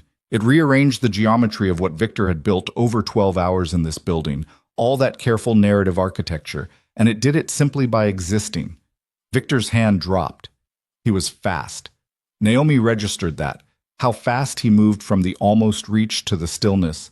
How seamlessly he rerouted the gesture into adjusting his jacket lapel. A motion that would have looked natural if anyone in the room had been watching anything other than his eyes. His eyes were the thing he couldn't control. They moved to Lucian, and they stayed there, and what was in them was not surprise. He'd known, or suspected, that Lucian was alive since Renee went offline, but something rawer, something she recognized from the moments in her own life when a version of events she'd convinced herself was true met the version that actually was. Adrian Moretti had not moved. He was still seated at the far end of the table with both hands flat on its surface, and he was looking at Lucian with an expression that Naomi could not read because she didn't have the 11 years of context required to read it. It was not the expression of a man seeing a ghost. It was the expression of a man who had been told a very detailed story about a person he trusted and was now watching that person stand in a doorway and simply be present, and was doing the work, in real time, of deciding what that meant. Lucian, Adrian said, just the name. No inflection. "I'm sorry I'm late," Lucian said. His voice was steady. It cost him something to make it steady. She could see that from across the room, could see the control it required and what was underneath it. "I had a complicated night." Victor turned to Adrian. He did it smoothly, unhurriedly, the motion of a man who had not lost his footing. "This is exactly what I told you," Victor said. "He's been—" "Victor." Adrian said it the same way he'd said Lucian's name. Just the word. No heat in it. "Sit down." Victor sat down. The two words had done something to the room that Naomi spent a moment trying to identify. It wasn't the volume. Adrian's voice had not changed. It was the quality of the silence that followed them, the specific quality of people who had spent years in close proximity to authority, recognizing it in its most compressed form. Everyone in the room, Reyes, Farrow, the two men who had been near the door when she came in, went very still in the way of people who understood that what was happening now was happening above their heads, and the correct response was to become furniture. Lucian moved to the table. It took longer than it should have. She watched him cover the 12 feet between the door and the chair with the careful economy of someone rationing what they had left. And she watched Adrian watch him do it, and she watched Adrian's face do nothing visible except get slightly more focused. Lucian sat down, across the table from Victor. He put both hands on the table, flat, the way Naomi had done, and she noticed the symmetry of that. Two people who had nothing to hide doing the same instinctive thing. "The holding company," Lucian said. He didn't preamble it. "Sorin Capital Holdings, LLC, incorporated 8 months ago. Registered in Rosemont. The board has 3 members. 2 of them are ghosts, and 1 of them is a name." He looked at Adrian. "Darius can have the documentation in front of you in 11 minutes. The paper trail goes 4 layers deep, but the 4th layer is thin because whoever structured it didn't expect anyone to survive long enough to pull it." Victor's expression hadn't changed. That was the thing about Victor. Naomi was beginning to understand. He was not a man who went to pieces. He was a man who had spent 14 years learning how to hold shape under pressure. And he was holding shape now, and the holding of shape was itself a kind of information because it meant he'd planned for this contingency too, had a version of events that accommodated Lucian's survival and was already running it. "Adrian," Victor said. His voice was measured, reasonable. The voice she'd heard through the door. The voice that had been building something for 12 hours. "What you're seeing right now is a man who knows he's been caught. The documentation Lucian is describing is documentation he created, or had created. The holding company is real. The paper trail is real. That's because a fabricated trail needs to be real to be convincing. He paused. Let it breathe. Think about the timing. The hit on him was clean. 6 men, professional, coordinated. If I wanted Lucian dead, he would be dead. The only reason he isn't is because the operation was designed to fail. Lucian looked at him. For 3 seconds, the 2 men looked at each other across the table, and the accumulated weight of 14 years was in that look. And it was not clean, not simple, and Naomi felt the room feel it. The operation failed, Lucian said carefully, because a cab driver with good instincts and knowledge of the city's drainage system got me out of a blind alley in the rain. Victor turned to Naomi. He looked at her the way she'd been looked at her entire professional life by people who thought she wasn't supposed to be in the room, with the specific blankness of someone deciding she wasn't significant enough to address directly. Then something recalibrated. She saw it happen. He looked at her the way you looked at something you'd thought was furniture and had just moved. Ms. Carter, he said, you drove a man you didn't know through a police chase. Not police, she said. A beat. Excuse me? They weren't police vehicles. I know what police vehicles look like, sound like, how they move. Those were private. She kept her voice even. I noticed that while I was driving. Victor looked at her for a moment. A civilian cab driver, he said, noticed the operational detail that distinguishes a professional security team's pursuit from a law enforcement response. I've been driving nights in this city for 2.5 years, she said. I notice things. That's exactly my point. No, she said. Your point is that I'm a professional who was planted. My point is that I'm a cab driver who pays attention because paying attention is what keeps you alive on the night shift. She looked at him steadily. Those are different points. Victor looked at Adrian. Adrian was looking at Naomi. She felt the weight of that look. It was assessing in a way that was not unfriendly and not safe. The look of a man who had been in the business of reading people for a very long time and was currently reading her with the full instrument of that experience. She didn't look away. There was nothing in her to hide, and that was the only advantage she had, and she was going to hold it with both hands. The coin, Adrian said. She blinked. I'm sorry? Lucian gave you a coin last night outside the compound. His voice was even. A silver coin. He's given that coin to 3 people. I know this because I gave it to him 17 years ago, and I told him to give it to people he trusted with something he couldn't replace. The room was very quiet. He gave it to you after knowing you for 45 minutes, Adrian said, in a rainstorm, while bleeding. Yes, she said. Why do you think he did that? She thought about it. She gave it the honest 30 seconds it deserved. I don't know, she said. I didn't ask him. Guess. I think... She stopped, started again. I think he didn't have a lot of time, and he had to make a fast decision about what I was. And he decided I was someone who had done something real, not calculated, not professional, real. She paused. Whether that was right or wrong, I can't tell you. I just drove. Adrian looked at her for another long moment. Then he looked at Victor. And Victor, who had been holding shape for the entirety of this, made a decision. He made it the way Naomi imagined all his decisions were made, quickly, beneath the surface, with no visible tells. She saw only the result. He stood up, smooth, unhurried, as though standing up were the next logical item on an agenda. Adrian, he said, I think we should speak privately. Sit down, Victor. There are things...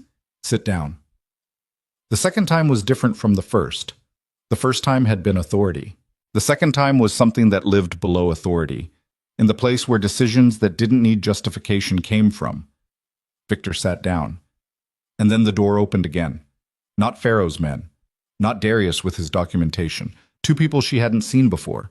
A man in his 30s with close-cropped hair, and a woman who moved with the particular efficiency of someone who spent a lot of time in situations where efficiency was the difference between outcomes. They came in and they went to Victor, and the woman placed a tablet on the table in front of Adrian, and the man stood behind Victor in a way that was not subtle. Victor looked at the tablet. Naomi looked at Victor looking at the tablet and watched the shape-holding crack. It was not dramatic. It was not a collapse. It was the very small, very specific thing that happened to the muscles around a person's eyes when they saw something they had not expected to see. A document, she guessed, or a series of documents, or something that made the 4-layer paper trail suddenly look different, and it lasted less than a second before Victor reassembled. But Adrian had been watching his face. Adrian had been watching his face for 14 years. The Brecker family, Adrian said quietly. What do you know about them, Victor? Only what I've told you. Their operations chief reached out to me 40 minutes ago, Adrian said, through a channel I didn't know he had. He told me that 6 weeks ago, someone approached 2 of their freelancers with a contract. The approach was made through an intermediary. Adrian's voice was absolutely level. The intermediary used a routing structure that traces to a holding company in Rosemont. The room was silent. Victor said nothing. The Breckers didn't order the hit on Lucian, Adrian said. They were hired to execute it. And the person who hired them was careful enough to make it look like an internal order. Careful enough that even their own people didn't know the source wasn't their leadership. He looked at Victor. That level of structural knowledge, the routing, the intermediary, the way the contract was framed, that comes from inside. Victor looked at the table. 14 years, Adrian said. And for the first time, something moved through his voice. Not anger, not grief exactly, something that was the residue of both after they'd burned off. I want you to look at me. Victor looked up. Did you do this? The question was very simple. It sat in the room like a stone dropped in standing water. Victor held Adrian's gaze for 4 seconds. 5. And then, with the precision of a man who had run every calculation and found that the math had stopped working in his favor, he said, I did what was necessary. The woman behind him moved. Victor was faster. He was out of the chair before she had completed the first step, and he had the tablet off the table and in his hand, and for one strange moment, Naomi thought he was going to use it as a weapon before she understood that it wasn't a weapon he wanted. It was a bargaining chip, leverage, something with data on it he could use to reframe the next 60 seconds. He didn't reach the door. Reyes was there, had been there since he'd come in behind Lucian, positioned with his back to the wall in the way of someone who had thought about where to stand. He caught Victor at the door with one arm, and the economy of the movement suggested he'd done similar things many times. Victor didn't fight it. He stopped. I was breathing hard for the first time since Naomi had entered the room, the first visible sign that the controlled exterior had a cost. He stood at the door with Reyes's arm across him, and he looked back at Adrian, and his face was doing something complicated that Naomi thought, in another life, she might have felt something about. Adrian, Victor said, listen to me. This organization is rotting from the edges. The agreements we have, the territory, the arrangements, they're 20 years old. The world has moved and we haven't moved with it. He stopped, breathed. I was trying to build something new, something that would last. By killing my right hand, Adrian said, by removing a man who would never have supported what needed to happen. Victor's voice was not pleading. It was even now the voice of a man making an argument. Lucian is loyal to you the way things were, not the way things need to be. And the Brecker? The war you were arranging? Controlled chaos, Victor said. Consolidation. The kind of restructuring that can only happen when the old order is, get him out, Adrian said. The woman and Reyes moved together and Victor went, and the door closed behind him, and the room was suddenly much quieter than it had been when he was in it. Naomi realized she'd been holding herself very still for the last several minutes. She released some of it carefully, the way you released pressure from something that had been sealed too long, in stages. Lucian had not moved. I was still at the table, hands flat, and he was looking at the door through which Victor had just gone with an expression that was very controlled and very tired. And underneath both of those things was something she didn't have a word for, the specific grief of losing something you'd already lost but hadn't finished losing yet. Adrian sat at the head of the table and said nothing for a long time. Then he said, to nobody specifically, clear the room. Pharaoh touched Naomi's arm. She moved toward the door. Not her, Adrian said. Pharaoh left. The woman with the tablet left. The 2 men by the wall left. Reyes was already gone. The door closed, and then it was 3 people in a high-ceilinged room with evening light coming gray through the windows and the city outside going about its business. Adrian looked at Naomi. Sit down, Ms. Carter. She sat. He looked at her the way he'd been looking at her since she came through the door, but without Victor in the room, the quality of it was different, more direct, less measured. You opened that door, he said. Pharaoh didn't tell you to. You did it because you calculated that walking in unannounced was better than waiting. Yes, she said. That was a significant risk. Everything tonight has been a significant risk. For you, he said. For Lucian, this is... He paused, chose. This is his life. He understands the risks at a specific level that comes from years of context. You don't have that context. He looked at her. What made you think it would work? She thought about it honestly. I didn't know if it would work, she said. I knew that waiting wasn't going to work.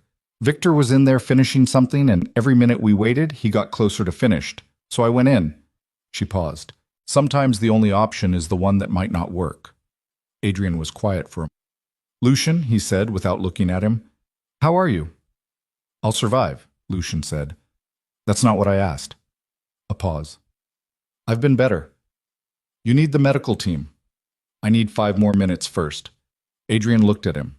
The look was long, and it carried in it something that Naomi understood was beyond her access. The private language of 2 people who had been in proximity to each other's worst moments for a very long time. Victor, Lucian said.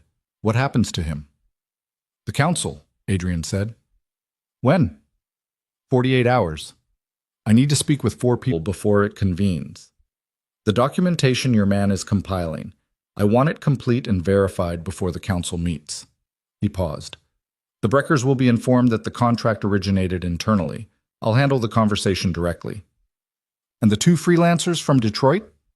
They were employees with incomplete information about their employer, Adrian said. I'm less interested in them than in the structure Victor built to hide himself. He looked at the table. 8 months. I was planning this for 8 months, and I did not see it. Nobody saw it, Lucian said. I should have. Adrian, I should have, Adrian said again. Flat, final, not self-pity, just accounting. The sound of a man who held himself to a specific standard and was noting the deviation without excusing it. It won't happen again. The room held that. Then Adrian looked at Naomi again. Ms. Carter, he said, I need to ask you something. All right, last night, when Lucian got into your cab, when you saw the blood and understood that he was injured in a serious way, what was your first instinct? She didn't have to think about it. To call someone. To call the police. Yes. But you didn't. He asked me not to. And you agreed. Yes. She stopped, examined her own memory of it. He asked me in a way that wasn't a threat. He didn't threaten me, he said please, and I believed that he had a reason. She paused. And then the SUVs came around the corner, and the decision got made for me by circumstances. But before that, Adrian said, you chose to listen to him. Yes. Why? She thought about it. The real answer, not the clean one. Because I've been picked up and questioned and followed home and had my cab pulled over enough times in my life to know what it feels like when authority is something you can rely on and when it isn't, she said. And I looked at him, and I looked at those vehicles, and I made a judgment. She met Adrian's eyes. I don't know if it was the right judgment. I just know it was mine. Adrian was quiet.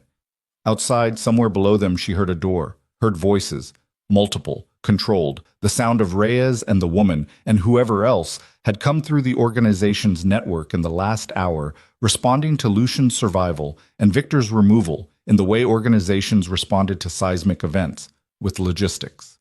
Then from the city, muffled by the glass, a siren. Rising, fading, the city doing what the city did. Adrian looked at Lucian. She goes home, Adrian said. I know. Tonight. Whatever needs to happen to make her movement safe, it's already in motion. Her brother's situation. Lucian said nothing. He was looking at the table. She went to the window at the end of the corridor and looked out at the city. Chicago in the early evening, the lights coming up, the lake dark at the edges of the skyline, traffic moving in its patterns. She'd driven all of that, every grid square of it, at 3 in the morning and in rush hour, and in the particular dead quiet of a Sunday at 5 a.m. when the streets were entirely hers. She knew where the potholes were on State Street and which block of Cermak had the light that cycled too fast, and how to take the S-curve by the old rail yard without your passengers grabbing for the handle. She thought about Marcus in room 412 with the IV line and his hand open on the pillow. She thought about $47 and change. She thought about a man stepping into her headlights in the rain with his shoulder dropped wrong. She thought about what Pharaoh had said in the small room. He's given that coin to 3 people in 11 years. She was looking at the city and thinking about all of this when Reyes appeared at her elbow. "We can take you home," he said. "In a minute." He stood beside her. He had the quality, she'd noticed, of someone who was comfortable with silence, which made him easier to be around than most. "Is it over?" she said. He thought about it. The worst of it. Victor. Being handled. Renee. A pause. "She's alive. They took her phone, but she—" He stopped. "She didn't say anything. She'll be fine." Naomi nodded. "The war," she said. "The one between the families. Won't happen. Adrian will make 2 calls tonight. That's all it takes." He said it without drama, like describing a weather system that was going to pass. She looked at the city. 2 calls, she said. "Some people just have that," Reyes said. Not admiringly, just factually. She thought about that. About what it meant that one man in a 4th-floor room could make 2 calls and prevent a war that would have moved through this city's infrastructure like a disease, hitting the civilians first the way it always did. The people at the bus stops and in the diners, and the ones sleeping in church doorways with shoes worn through at the toes. She thought about the school bus at the red light, the crossing guard. She thought about the crossing guard going home tonight not knowing. That was the thing. That was the part she couldn't quite organize into anything she had language for. All of these people who would go home tonight and eat dinner and check their phones and put their kids to bed and not know what had almost moved through the city toward them. What had been building for 8 months in holding companies and intermediaries, and the careful, slow architecture of a man's ambition. Not knowing because a grinding transmission and $47 had put her on a specific block at a specific time. She turned away from the window. "Okay," she said, "take me home." They went down through the building, through the lobby, with its people who looked like staff and weren't, and out through the south entrance onto the street where her cab was still parked at the curb, and the city was going about its enormous ordinary evening around all of it. Reyes opened the door for her. She stopped. "I'm driving myself," she said. He looked at her. "Miss Carter, the situation is still—" "The situation is handled," she said. "You said so, and I have a transmission that needs looking at before Friday." She held out her hand. "My keys." He looked at her hand. He looked at her face. He gave her the keys. She got in. The cab smelled the way it always smelled. Coffee and old upholstery and the specific atmosphere of a vehicle that had carried 10,000 strangers through 10,000 nights. The transmission made its noise when she started it. She noted it. She'd deal with it. She pulled away from the curb. In her rearview mirror, the building receded. Pharaoh was on the sidewalk, Reyes. 2 others she didn't have names for yet. They watched her go. She drove. She drove south, through the city, through the patterns of light and traffic that she knew like a language. And she thought about nothing specific, which was the closest thing to peace she was going to get tonight. The radio was off. The dispatcher channel was quiet. The city moved around her in its indifferent complexity, and she was in it the way she'd always been in it, part of its movement, necessary and anonymous. She was 2 blocks from her apartment when the black sedan fell in behind her. She saw it in her mirror and felt her chest tighten, and then she looked more carefully, and the sedan was sitting 2 car lengths back, steady, not closing, and in the passenger window was the very slight amber glow of a phone screen. And she understood, after a moment, that it was Reyes, following her home. She almost smiled. She didn't because she was too tired and her hands were not entirely steady on the wheel for the first time since the night before, but almost. She parked in front of her building, got out, looked at the sedan which stopped 20 feet back. The window came down 2 inches and Reyes's voice carried across the distance of the empty street. "Good night, Ms. Carter." "Good night," she said. She went inside, up the stairs, key in the lock. The coin was on the kitchen table where she'd left it. She picked it up. It was still warm, or she thought it was, which was the same thing at a certain level of tired. She set it down again and went to the window and looked at the street and the sedan and the city beyond it. She thought about Marcus. She'd go in the morning, early, before the treatment started. She'd sit with him. She thought about $1,200 and found, when she reached for the weight of it, that it was lighter than it had been yesterday. She didn't know exactly why. She had some guesses. She went to make coffee because she wasn't going to sleep yet, and there was no point pretending she was. And while the water heated, she stood at the kitchen counter and she let the last 24 hours move through her in a specific way. Not processing exactly, not analyzing, just letting it pass through the way water passed through. The bleeding man in her headlights, the alley, and the construction site, and the SUVs, and the steel gate opening, the hospital corridor, and Reyes in the plastic chair, and her brother's hand on the pillow. The underground route, and the street outside the building, and Victor Soren's hand moving toward his jacket and stopping. The room with Adrian Moretti and the specific quality of a silence in which a man decided whether to believe what he was seeing. The door, her hand on the handle. The coffee was ready. She poured it and stood at her kitchen table and drank it looking at the coin. And outside the city made its sounds. A distant horn, a bus on the next block. The ordinary music of a place that contained everything and kept moving regardless. She thought about what Lucian had said to her in the first room, in the building on the narrow street, before she'd agreed to help. What I'm about to ask you is not something I ask lightly. She thought about what she'd said back. I know what I'd be driving into. Had she? Not entirely. Not the Victor Soren piece. Not Pharaoh. Not the door. Not Adrian. Not the specific feeling of standing in a room with a man of that particular gravity and finding out you could hold his gaze. But the core of it, the driving, the decision, the keeping going, that she'd known, that she'd been prepared for in ways she couldn't have explained because the preparation hadn't been deliberate. It had been accumulation, 2.5 years of nights, 10,000 strangers, every decision made fast in low light with incomplete information and limited margin for error. She'd just been driving. She put down the coffee cup. She picked up the coin. It sat in her palm, worn smooth by 11 years of someone else's handling, and it was heavier than it looked, and she thought about what Adrian had said. I gave it to him, and I told him to give it to people he trusted with something he couldn't replace. She didn't know what that meant yet. Maybe she would, eventually. Maybe she wouldn't need to.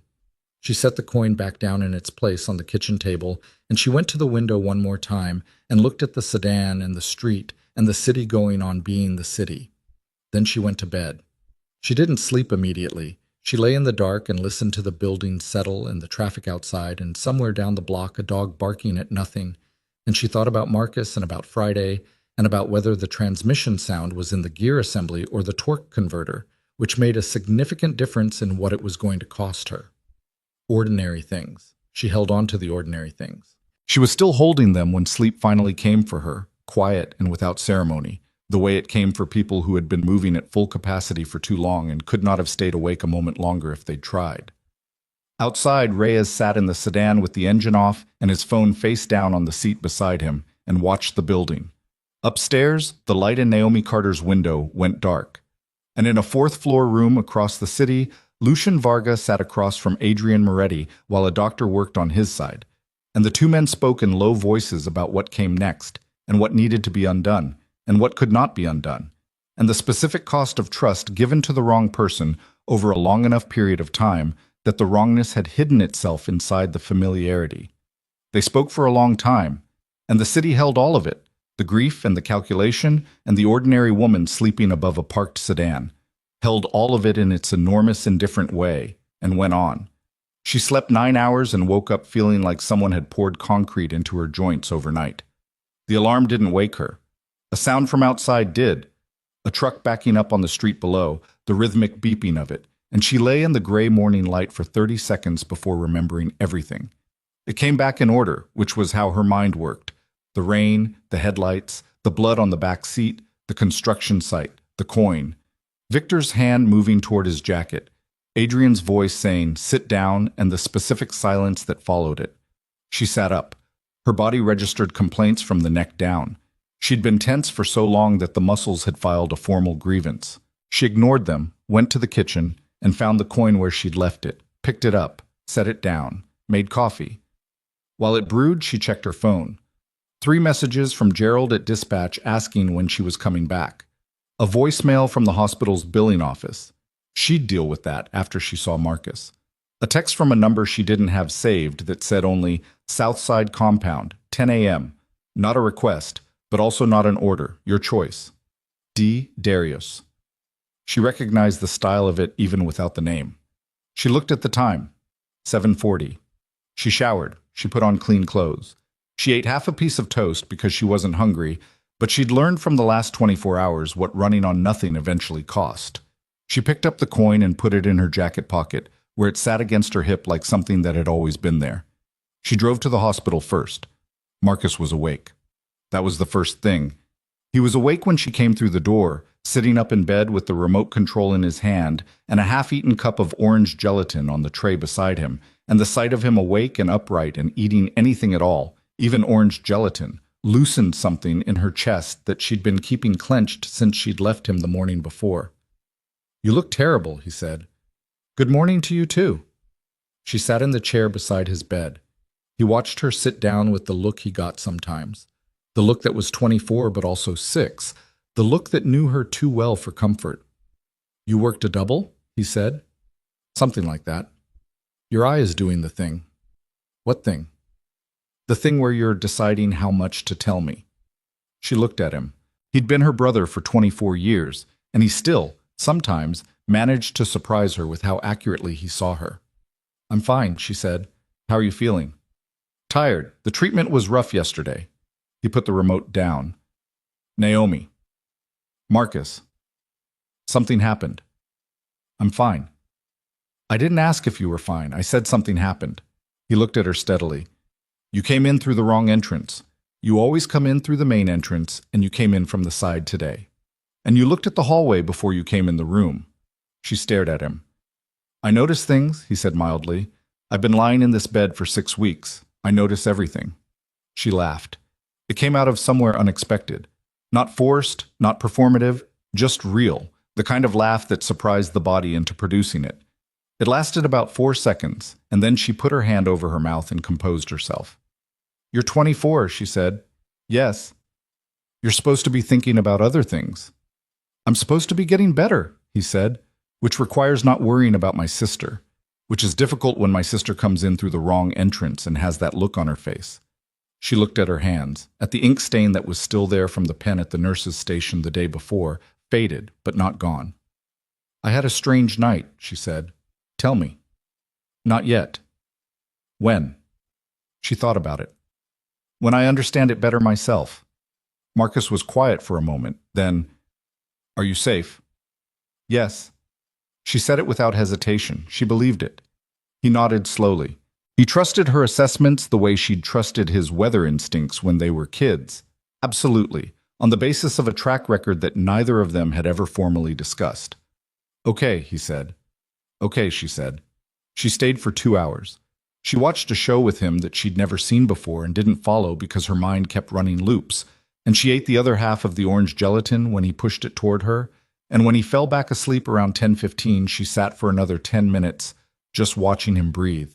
She kissed his forehead when she left, which she hadn't done since he was maybe 8 years old. He didn't wake up. She went to the south side. The compound looked different in daylight. The derelict building was still derelict, that was the point, the permanent functional disguise of it.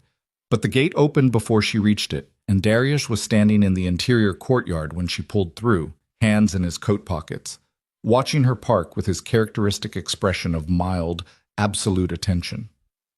"You came," he said. "You said it was my choice." "I meant it." She got out of the cab. This courtyard was quiet. She could see 2 people moving in the building's interior through a window, but otherwise the morning was just the morning, cold, bright, with the kind of flat October light that showed everything without flattering anything. "Where is he?" she said. "Inside.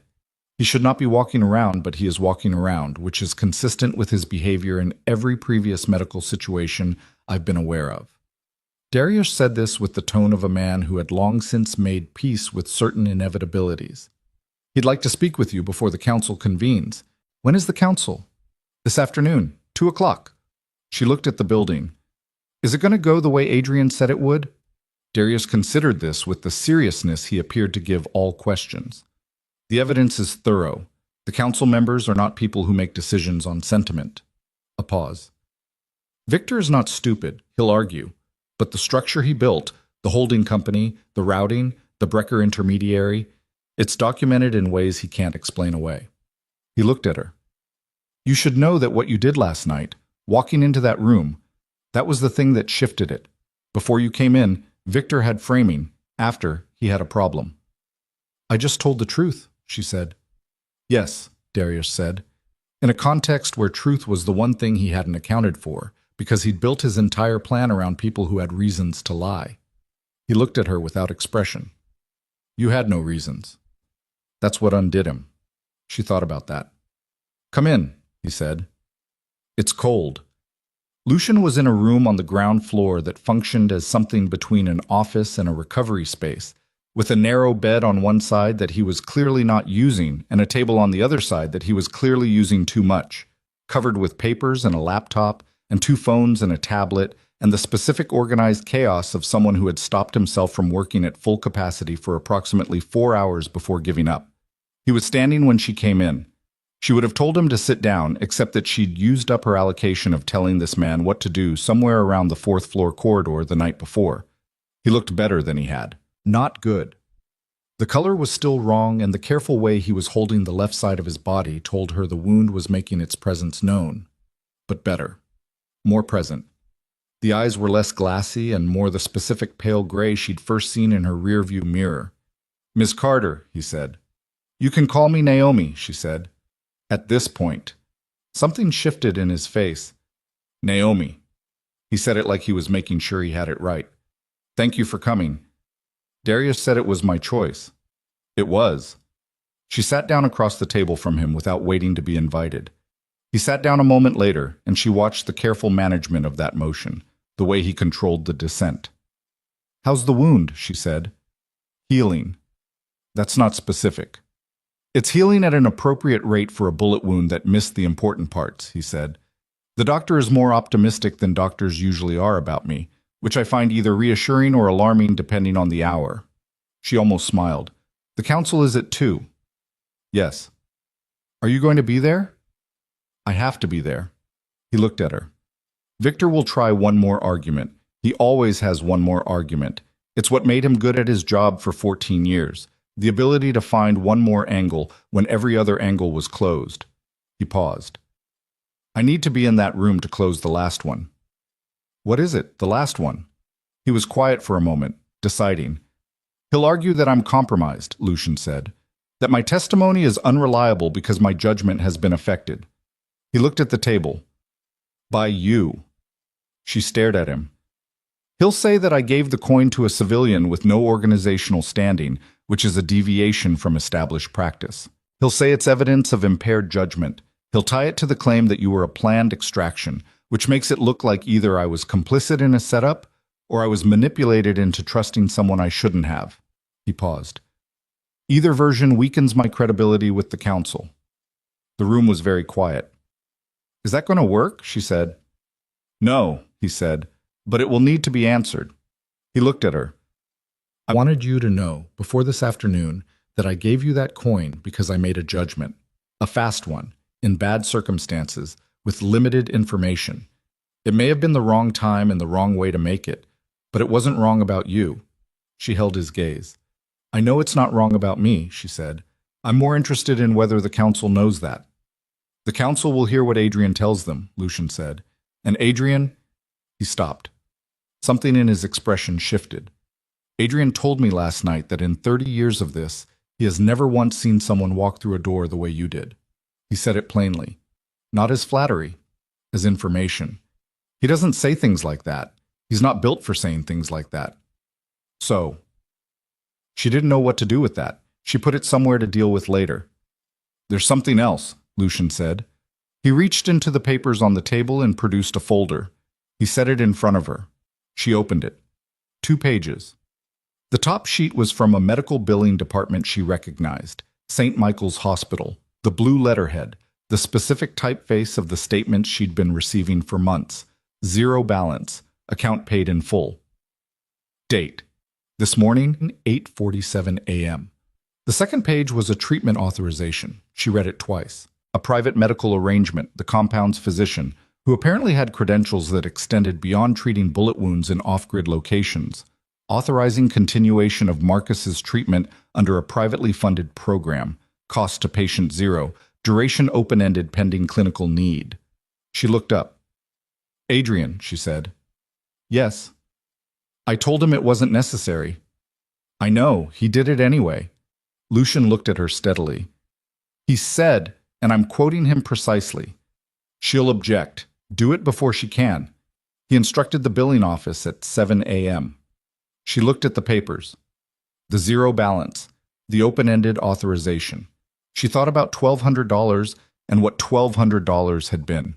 Not an amount, not a number, but a weight. The specific weight of something you carried every day that never got lighter because every time you got close to putting it down, it reassembled itself and came back. She'd been carrying that weight for 3 years. She hadn't known, until right now, looking at a zero on a piece of paper, how much of her body it had been living in. Her throat tightened. She was not going to do this in front of Lucian. She was going to do this later, privately, in her car or her kitchen, or maybe in Marcus's room when he was asleep. But not here, not now. She closed the folder. Tell Adrian thank you, she said. Tell him yourself, Lucian said. He wants to see you before the council. She looked up. He has a question for you, Lucian said. He told me not to tell you what it is, so I'm not going to tell you what it is. He paused. It's not a bad question. It won't put you in a difficult position. He wants to ask it himself. She nodded. Before I go, she said, but there's something I want to ask you. All right. Renee. She watched his face. She's okay? She will be. His jaw tightened slightly. Victor's people took her phone and held her for 6 hours. They were not gentle about it. The tightening became something harder. She didn't tell them anything. She had the codes, the checkpoint contacts, everything. 6 hours, and she didn't give them one word of it. He paused. She's been in this organization for 12 years. Victor knew her for 12 years. He knew what she was capable of. He ordered the 6 hours anyway. Is she going to be all right? Renee is one of the most capable people I've ever known, Lucian said. She'll be all right, but it'll take some time. He looked at the table. That's another thing that needs to be answered at the council. What Victor authorized against one of our own. She thought about Renee, whom she'd never met, the woman whose 2-character text had set the clock, who'd bought them the window they'd needed, who'd held something back for 6 hours under circumstances Naomi wasn't going to let herself imagine too specifically. She thought about the 50 people in the organization that Pharaoh had mentioned, the ones who didn't deserve what came next if Victor had won. The council will handle it, she said. Yes, Lucian said. And then, after a pause, Victor built something over 14 years in this organization. Relationships, trust, access. The council removing him. That's not quick, and it's not clean. There are people who believed in him. Some of them will need to understand what they believed in. Some of them won't want to. He was quiet. That's going to take time. But it'll happen. It'll happen. She stood up. He stood up too, and she waved him back down with a gesture that was more decisive than polite. And he sat back down with the expression of a man who was used to being obeyed and was finding the experience of someone else being more decisive than him mildly disorienting. Second floor, she said. Third, he said. Adrian's moved. He doesn't like to be in the same room for more than... He stopped. Third floor, east corridor, last door. Thank you, she said. She went to the door, put her hand on the frame. She turned back without planning to. It was just something her body did. The night you got in my cab, she said. Before you said anything, before the SUVs came around the corner, in those first 30 seconds. She looked at him. Were you scared? He held her gaze. Yes, he said.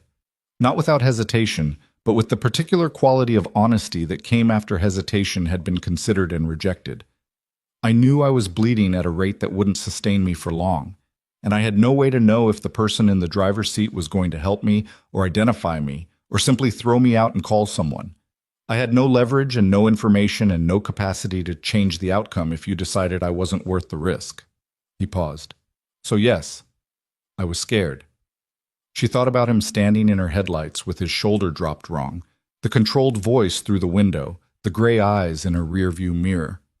You didn't show it, she said. No, he said. But you knew anyway. She had. She hadn't articulated it to herself at the time, but she'd known. The way you knew things about people when you'd carried 10,000 strangers through 10,000 nights.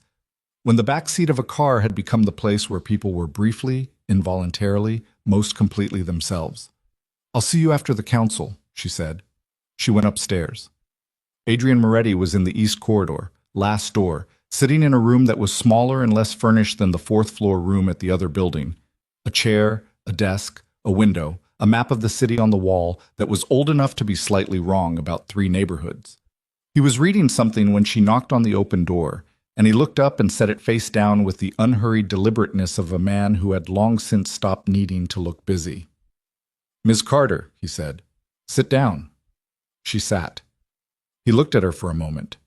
He had the same quality this morning that he'd had last night, the sense of a man who took in a great deal and released very little, who had made the calculation long ago that patience was more powerful than urgency in almost every situation.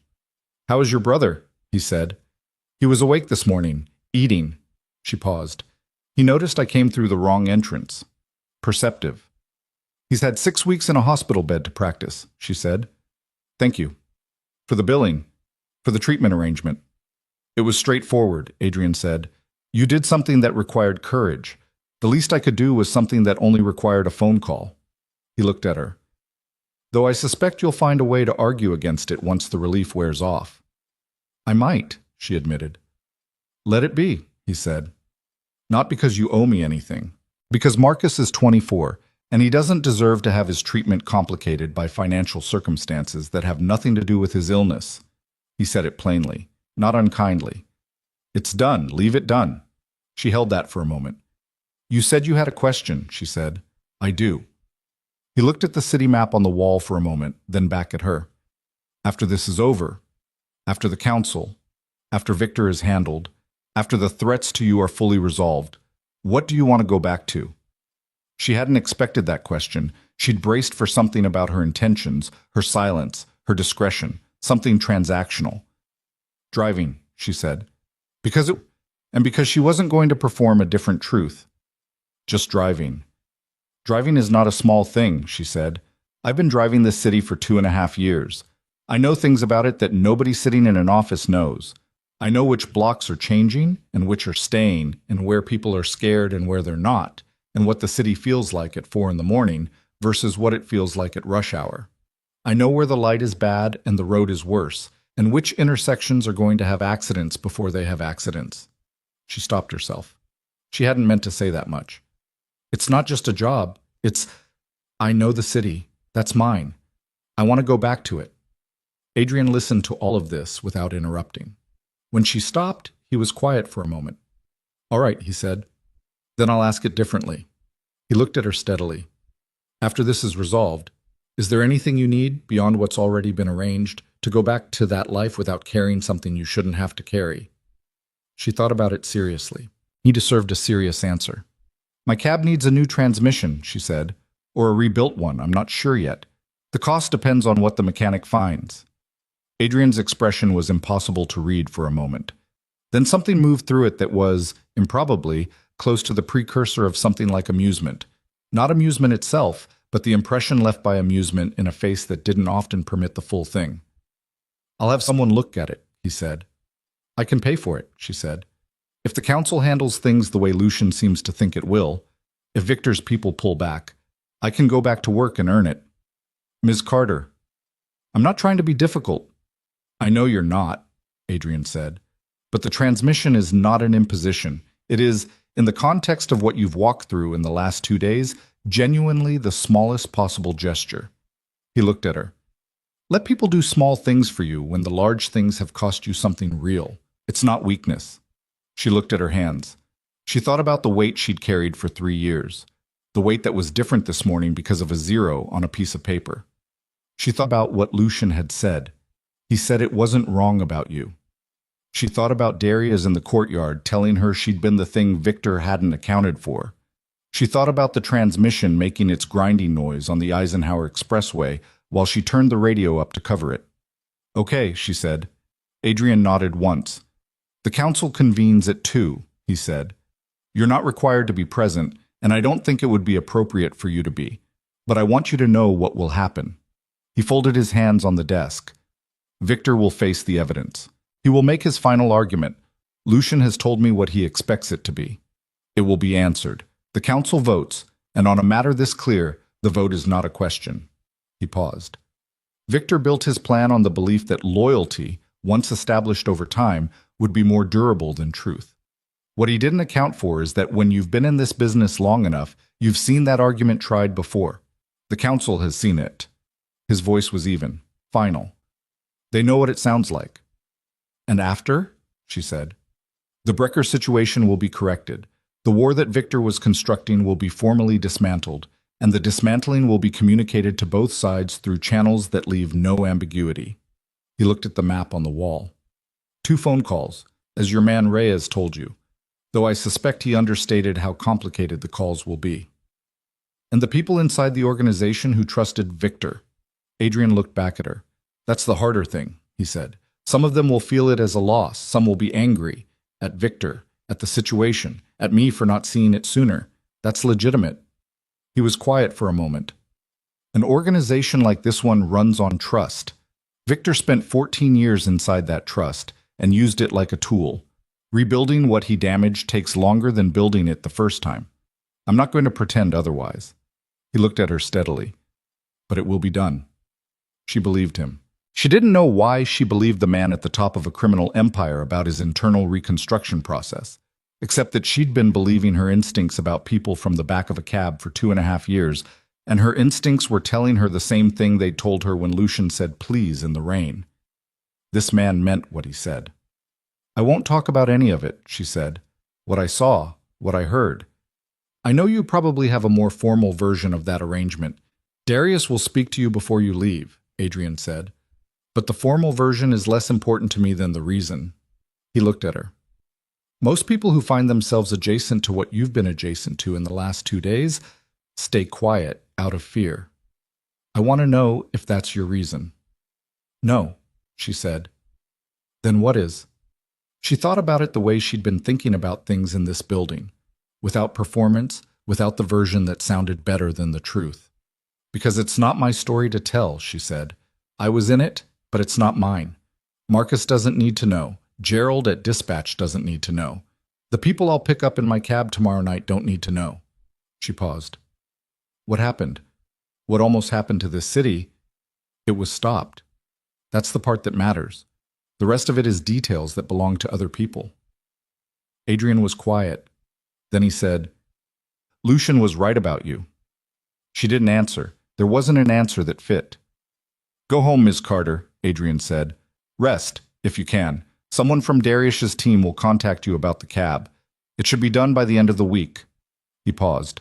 And if you're ever in a situation where you need something, not from the organization, not from this world, just from a person who owes you a debt, Lucian knows how to reach me. She stood up. She looked at the city map on the wall. 3 neighborhoods wrong. She could see which 3 without thinking about it. She could feel the places where the map didn't match what she knew the streets to actually be. The map, she said. Adrian followed her gaze. The Pilsen border is off, she said, and the northern edge of Bridgeport. And this stretch, she pointed, not touching it, this was rezoned 4 years ago. The whole grid shifted 2 blocks east.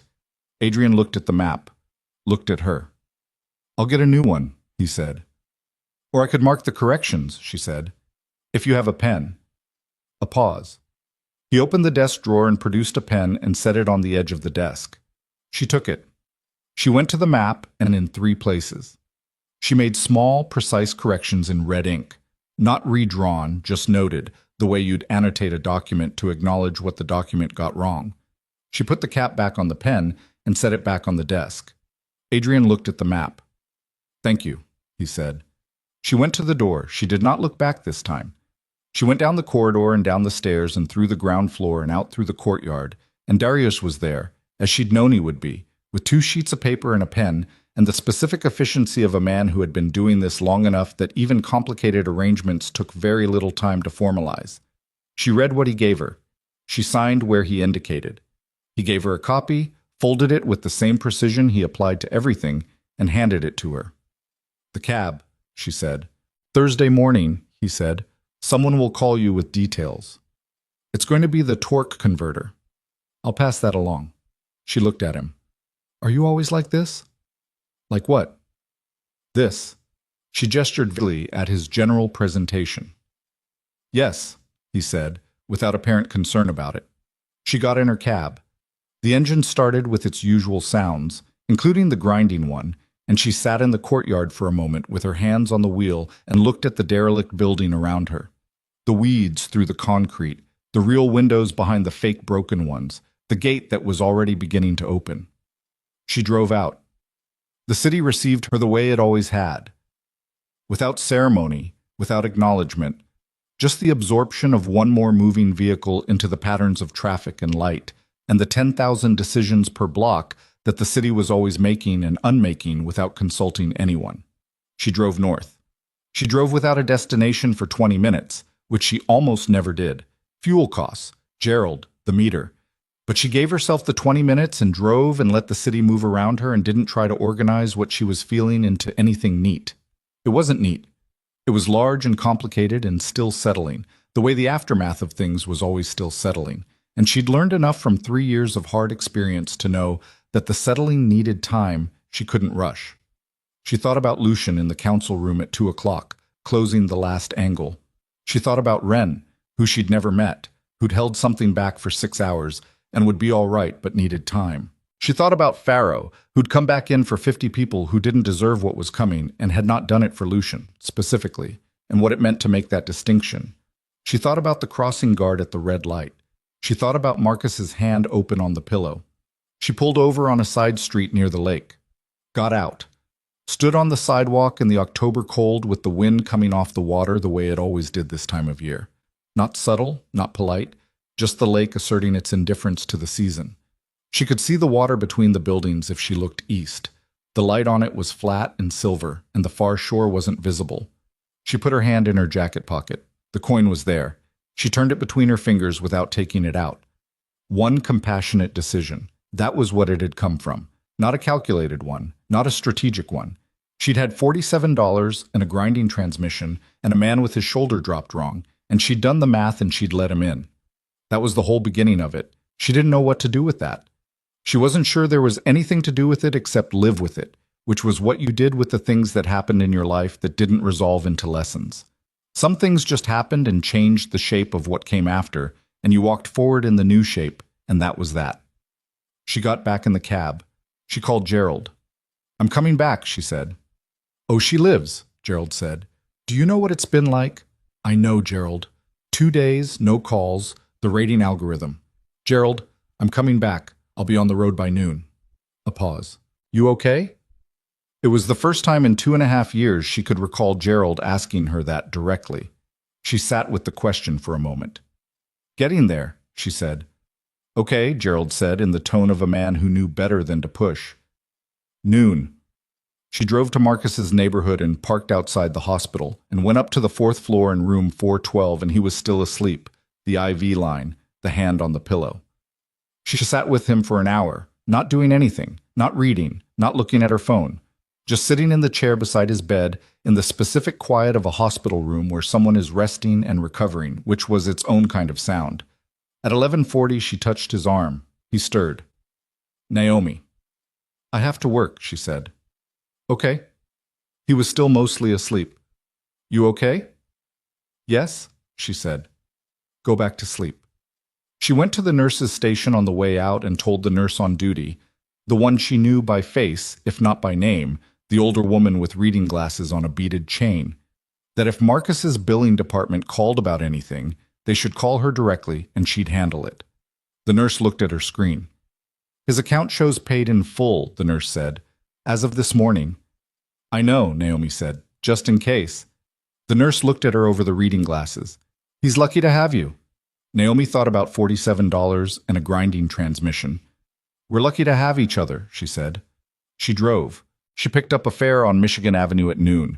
A woman in her 70s with 2 shopping bags and strong opinions about traffic on the Magnificent Mile, which Naomi absorbed and agreed with at appropriate intervals while navigating the lunch hour density with the muscle memory of someone who had done it 800 times. The woman tipped $3 and said, "You're a good driver, honey." And Naomi thanked her and meant it. She picked up a man heading to O'Hare who was running late and whose visible distress Naomi addressed by taking the route she knew rather than the route the app suggested, which got him there 4 minutes faster and earned her a 5-star review that Gerald would crow about for a week. She picked up a father and 2 small children in Wicker Park and drove them to a birthday party, listening to the children argue about something that seemed extremely important to them and would mean nothing in 20 minutes, and thought about Marcus at 6 fighting with her about something she couldn't now remember. The day moved. At 4:15, her phone buzzed with a number she didn't have saved. She pulled to the curb before answering. Miss Carter, Lucian's voice, clear, steadier than it had been this morning. The council is done. She looked at the street ahead of her. And, she said, it went as it should. A pause. Victor has been removed and placed in custody of the council's own authority. The Brecker situation has been addressed. Adrian made his 2 calls. His voice was even. It's done. She sat with that. Rene? She said. Home. She'll need a few days. She knows what happened and she's Rena. She'll be all right. Good, Naomi said. A silence. Not uncomfortable. The kind of silence that formed between 2 people who had been through something together that they were both still finding the edges of. Your cab, Lucian said. Thursday morning. Darius has arranged for... He told me, she said. Thursday. Yes. Another pause. Is there anything else you need? Before everything goes back to... He stopped. Chose his words. Before things return to what they were. She thought about it. No, she said. I think you've all been more than... She stopped herself. Tried again. Thank you. For the compound last night, for the protection at the hospital, for everything. She paused.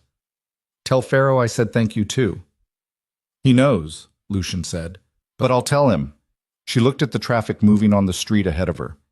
The coin, she said. Keep it, he said. For the 3rd time. And she understood now that it wasn't repetition. It was a different thing each time, the same words doing different work as the context around them changed. I will, she said, and meant it differently than she would have meant it the first time. The line went quiet for a moment. Naomi, Lucian said. Yes. What you did. The door. The room. He was quiet for a beat. I have been in this business for a long time. I know what people do under pressure. I know how it changes them, what it pulls out of them, what it takes. He paused. What you did was not what pressure usually produces in people. She thought about standing outside that door with Pharaoh telling her not to, her hand on the handle. I just got tired of waiting, she said. I know, he said. That's what I mean. He hung up. She sat in the parked cab on the side street and held the phone and felt the afternoon around her. The traffic, the wind off the lake a few blocks east, a food delivery cyclist going past with determined speed, 2 women walking with a stroller, a man in a hard hat eating a sandwich on the steps of a building under construction. The city. Just the city being itself. She put the cab in drive. She turned on the taxi light. She pulled into traffic. The transmission made its noise, that grinding, persistent, familiar complaint, and she turned the radio up, not to cover it but out of habit, and the radio was playing something she half knew, a song from a few years ago that she couldn't have named but whose rhythm matched the rhythm of the blocks going past, and she drove into the city's afternoon with one hand loose on the wheel and the coin in her jacket pocket, and $47 still on the meter from the O'Hare run, and Marcus sleeping in room 412 with the IV line and his hand open on the pillow. She drove. 3 blocks north, a man raised his hand from the curb. She pulled over. He got in the back. Young, tired, work boots, a bag of tools on the seat beside him. Where to? She said. He gave her an address on the south side.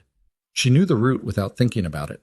She pulled into traffic, checked her mirror, habit always, and headed south through the city she knew block by block, and alley by alley, and construction bypass by drainage corridor, through the city that was always changing and always the same, full of people who were carrying their own $1,200 and their own Marcuses and their own grinding transmissions, just going about the extraordinary, ordinary difficulty of their lives. She drove them through it.